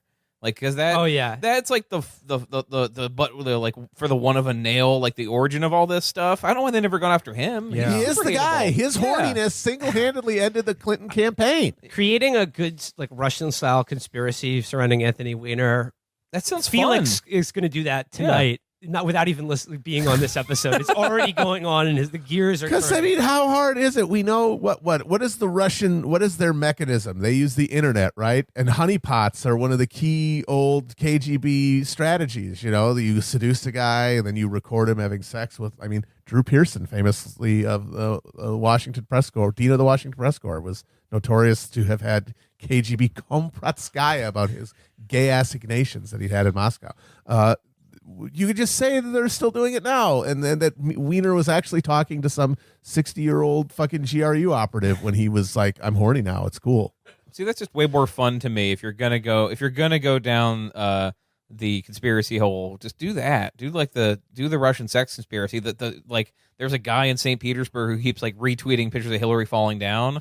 Like people are gonna see the pictures of Hillary falling down anyway. Who There's cares? negative examples too. Like the Arkansas Project was, involved Whitewater and the Clintons. They just generated tons and tons of stuff, and it was hard for reporters to sort out what was real and what wasn't. And after a while, it just turned into, just a lot of noise that appeared in the press. And this led to, a special prosecutor investigation and all kinds of other stuff. I mean, correct me if I'm wrong. Like, wasn't there something to do with the Steele dossier where it was like they were also going to look into Hillary Clinton and vet her? And then they were like, "Oh, well, we couldn't find anything." Yeah, there's a line on Bill or Hillary. They're clean as a whistle. It's that to me was a huge tell. It's actually mentioned twice in the report that the Russians are keeping a file of compromat on Hillary Clinton, but there's nothing in it because it's just a bunch of meaningless conversations rather than any embarrassing or improper conduct. And they mentioned this twice, and I'm like, why would they mention that? Like, who, first of all, I doubt it. You know what I mean? Like if the Russians have been monitoring the Clintons, and they have, certainly for 2 years, for 2 decades, I'm pretty sure there's something in that file. But they made a point in the report to mention that twice, which to me suggested that it was written for public consumption. They meant for somebody to read it, which they say isn't true. They say it was just for their private clients. So. But you can't prove that one way or the other. It just felt that way. It was a reason to look at the document and be a little bit skeptical. That's all. It's so baffling to me that you're gonna do Trump Oppo, and you're gonna just hire some syphilitic James Bond to make shit up when he just has done every crime you could think of. Exactly. One thing that I didn't hear from the Clinton campaign. The fact that when he was building Trump Tower, he hired a bunch of Polish illegal immigrants to build the fucking thing, and then fucking had them deported before paying them. Right, exactly. I didn't see that in any ads. They investigated the one crime that Donald Trump did not single crime. He's done every single crime. He's done like even the weird crimes that are still on the books. Like he watched an Irishman on Sunday. I tied up my horse after sundown. They couldn't stop me. I mean, I lent my falcon for the purpose of falconry to a friend. It wasn't for a photo shoot. He used it for hunting. Yes, he did. Even that. There was when he was talking, they interviewed him like after The Apprentice started, and he's like, I didn't want to do it because I meet with a lot of people every day. I meet with members of the mafia who don't want to be recorded. Yeah. He bragged all the time. He bragged about his mafia connections all the time. Like he thought it was cool that he was on first name basis with all the Gambino Chapo regimes. That's the coolest. But the thing is that the real joke of all of this is they could have fucking talked about that stuff, and guess what? It wouldn't have mattered anyway because the vacuum of Hillary Clinton's awful candidacy was always going to win out. Right, exactly. And no amount of, because he was such a comically corrupt figure, but everyone kind of absorbed that. And then they were still like, yeah, but Hillary? And there was no counter to that because the corruption clung to the Clintons the same way. And people were like, if all things are equal, I want someone who at least acknowledges there's a problem and, says the word jobs once in a while. And that's all it took. I mean, that to me was a huge sort of unremarked fact about the election, that basically 1 in 5 voters disapproved of both candidates, right? and we're talking about people who voted, Yeah, right? exactly. You know, so that doesn't even include the people who didn't vote. And of those voters, Trump had something like a 2-to-1 advantage. So that was his main constituency. His winning constituency was the people who didn't like him. Yeah, it's right? like if it's all bad, let me shake it up. Right, yeah, Maybe exactly. Something different than business as usual, because I know business as usual doesn't work. Right, exactly. Going back to the Rolling Stone piece you did, one thing you mentioned that I hadn't considered before is that Jeb Bush's and Hillary Clinton's strategy to attack Donald Trump were identical to one another, which means that Hillary Clinton saw it fall flat on its face in the Republican primary and decided to do it again in the general. It was unbelievable. I mean, covering Jeb's campaign was one of the weirdest things I've ever been through. He did an event at a pharmacy. I can't remember the name of the town in New Hampshire, but it was a small ass pharmacy. It was like a little pharmacy, and he comes and he's like alone in the pharmacy. People have they've announced it, but there aren't enough people there. There's like a few people in the aisle, so they rope off half the pharmacy so that it starts to look more full, right? And it's an old trick. Put them in the adult diapers and feminine hygiene section. Yeah. Tarp off the top of the Oakland Coliseum. But he couldn't even. Eventually, he filled like about an aisle of a pharmacy. And that they spent $150 million on that campaign. God, unbelievable. They got 3 delegates, so It's gotta be the most- $50 million a delegate. It's number one ever in terms of like wasted money Oh, in the history totally. of politics. Yeah, it's not even and close. Hillary watched that and she's like, hell yes, I'm doing it. This is my guy. I may not be Tinkerbell, but I'm asking you to please clap. Virgil, when we were in New Hampshire, we saw the billboard. The billboard when you drive into Manchester. Yeah, like the thing that every reporter wrote, like they're all going to see it. It's just in quotations. Donald Trump is unhinged. Jeb Bush. Yeah, that big red billboard that he spent $35 million on.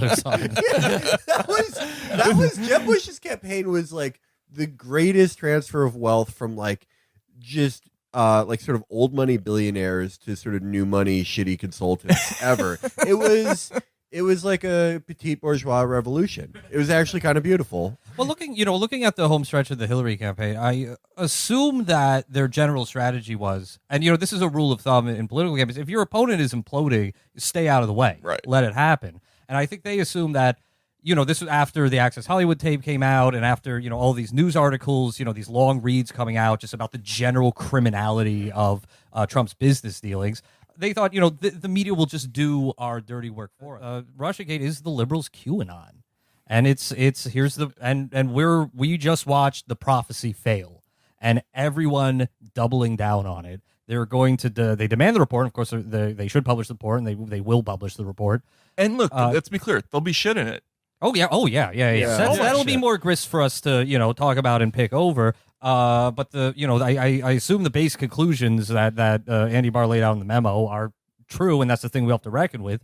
The report will have redactions, and they're gonna demand the unredacted report, just like the QAnon people demanded the unredacted report. And what makes this actually a perfect one-to-one is that for months now, Q has said, actually, the Mueller investigation is investigating the pedo crimes of fucking John Podesta and Hillary Clinton and Barack Obama, and that's going to lead to them all being sent to Guantanamo.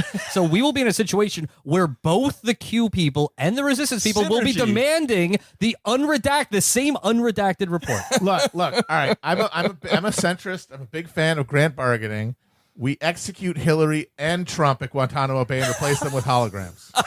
That would be great if it just turned out, yeah, these have all been actors since like early 2017. Everyone is a hologram created by their execution. Yeah, I'd take that. I definitely would. Yeah. So I mean, just wrapping up. This is the last thing for today, though. Going back to the idea of I'll support whoever the nominee is. This comes courtesy of the god Chris Cillizza. Oh God, Dude, we love Chris Alpha. Yeah, he's Chris Cillizza. Dude, again, you're over there.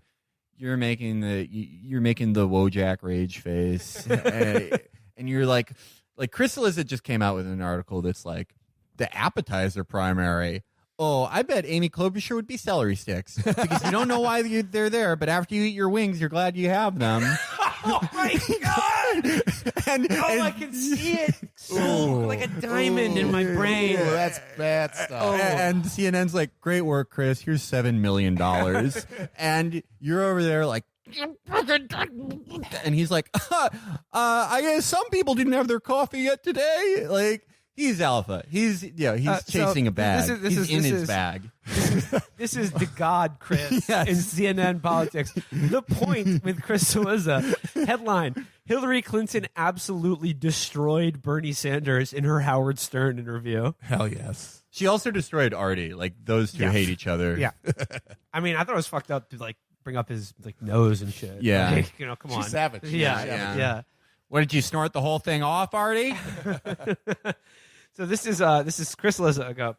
Out of office and seemingly unlikely to ever run for any public office again. Unless she answers my prayers.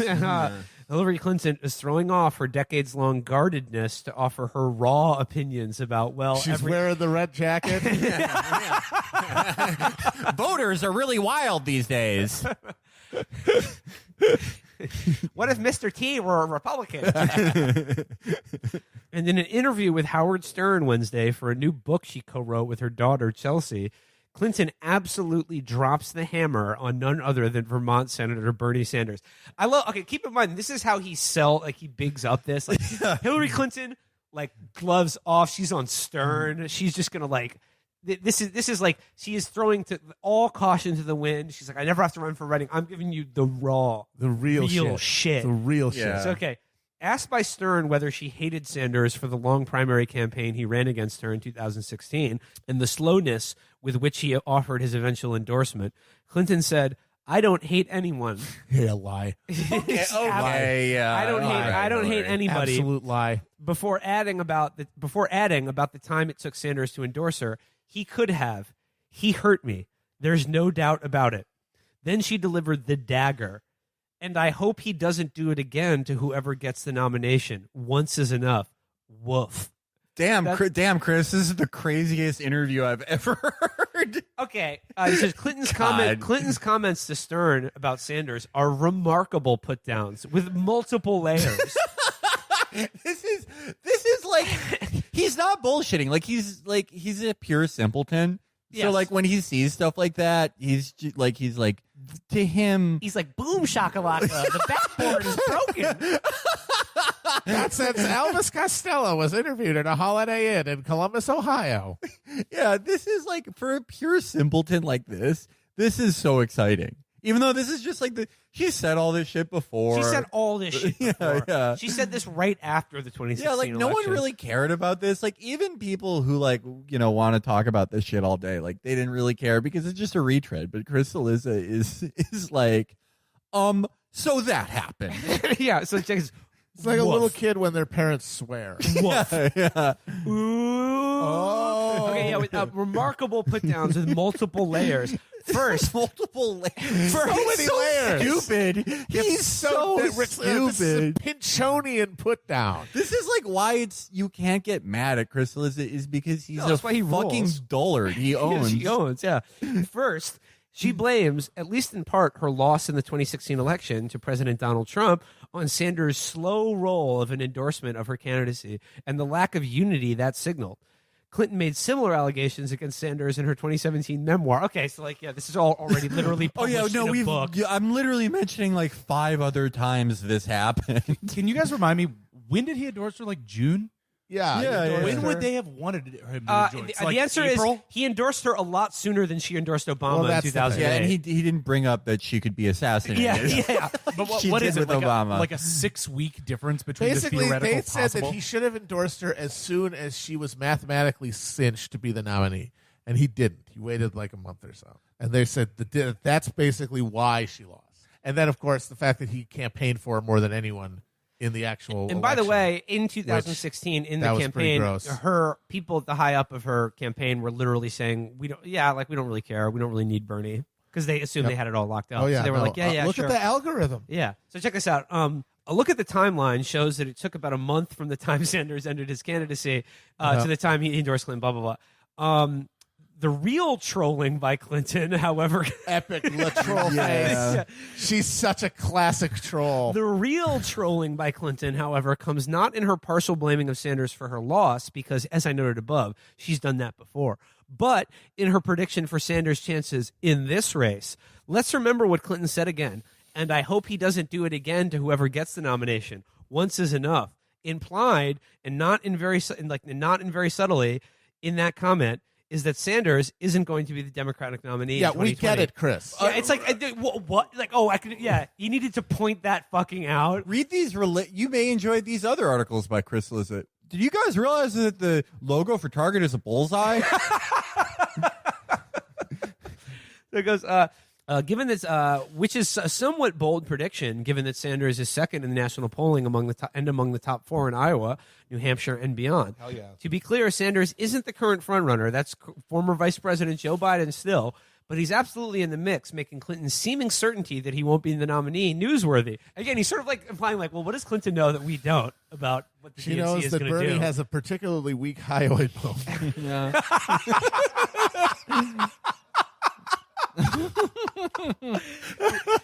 Let's just say, I think Bernie's been in his feelings and has been very depressed lately. Don't forget, if you're feeling like you want to self-harm, don't forget to reach out. By the way, the Daily Mail reported today that both Bill and Hillary Clinton, from the year they left office, went every single year, spent a week at a cowboy village on Jeffrey Epstein's sex ranch. That's correct. The one in New Mexico that has not been raided by the FBI to this day. Oh, that's weird. And was, it's kind of odd. and was like a major node in his human trafficking network. Oh, yeah. It's got like connections to like this weird futurist outfit or the transhumanist outfit called the Santa Fe Institute. Yeah, no, this is where he had meetings with probably like, I don't know, again, I'm going to just pull the name out of the hat, Steven Pinker and like the leading lights of Harvard, where he's just like gets them all in a room. Ladies and gentlemen, we're here today to talk about one thing: freezing my dick and balls and putting my brain in hibernation so I can seed the human race with my DNA for up to 1 million years in the future.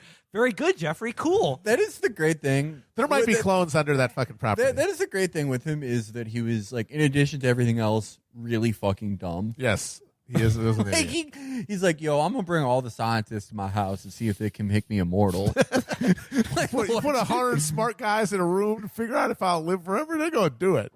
No, but I mean, again, since they left the White House, at least every year, with Chelsea too, they brought their daughter. Yes. Well, Ghislaine's best friend. Yeah, to stay at guest at her wedding. At the cowboy village that is part of Jeffrey Epstein's sex ranch in New Mexico. Yeah, weird how that worked out. Again, what does she know about this election that we don't? Yeah. She can say that with such confidence. I don't know. Interesting. So then he goes here. Then there's the warning to Sanders that when he does lose again, as Clinton is sure he will, that he had better not repeat the slow walk endorsement he gave her, because he already cost the party a chance at beating Trump once, which is heavy stuff. Even before Clinton's latest comments about Sanders, there was very little love lost between the two politicians, and even more so between their supporters. What Clinton said Wednesday, however, will rip the scab off from 2016. So there you go. That's Chris, the point, Saliza.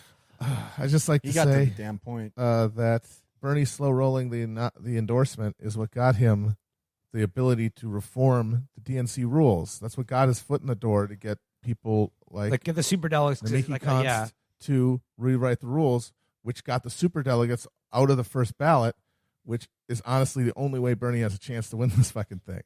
So it was certainly he didn't do it for no reason. Yeah, he did it for a fucking tactical, strategic reason. Well, Crystal, like, and the idea that it mattered is absurd. Right. The idea, like, Crystal is and I guess, like, maybe, I don't know, probably not. Hillary's smarter than this, but Crystal is he is so fucking stupid that he thinks, like, everyone wants to be president because it's the top dog position in the world, and not like, oh, he would keep running to, like, institute some of his rules, his concessions with the DNC, and use the weight of his supporters to, like, get things on the platform. He's just like, when it comes to Washington, D.C., there's one top dog. There's one big enchilada, and his name is the POTUS of the United States, and everyone wants to be him or her. You never know.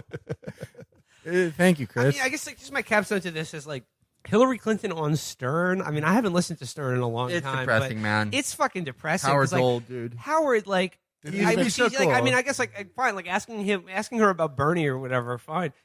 Howard, ask her about Ed Buck too. Come on, man. Like, I mean, ask like her the whole, about Epstein. Like the whole, or about Epstein. Like the whole thing with Howard is he's one of the few people in, why he Ask was her king to of all ride the media Sibian. is because he's one of the few people who can get a guest like Hillary Clinton without a pre-interview. Yeah. Where like there's some chance that like Something you can, spontaneous, yeah, exactly. yeah. Like get them off off their balance, knock Yeah. them off balance. So yeah. Where was the question about Ed Buck or Jeffrey Epstein? He's basically just like fucking Trevor Noah. Yeah. He's just totally fucking neutered. That's so depressing, man. That's depressing that. I mean, I guess you stay in long enough. I mean, Crazy Alice or King of All Blacks didn't even call in to yell at her. I mean, Dude, what do you think Jackie the Joke Man would have asked her about it? Probably. Reverend Bob Levy interrogating her. What if, the entire whack pack comes back together? It's like Watchmen. Well, keep in mind, like Half of them are probably dead. three-quarters of the original Whack Pack are dead now. All right, So true. R.I.P. Beetlejuice. R.I.P.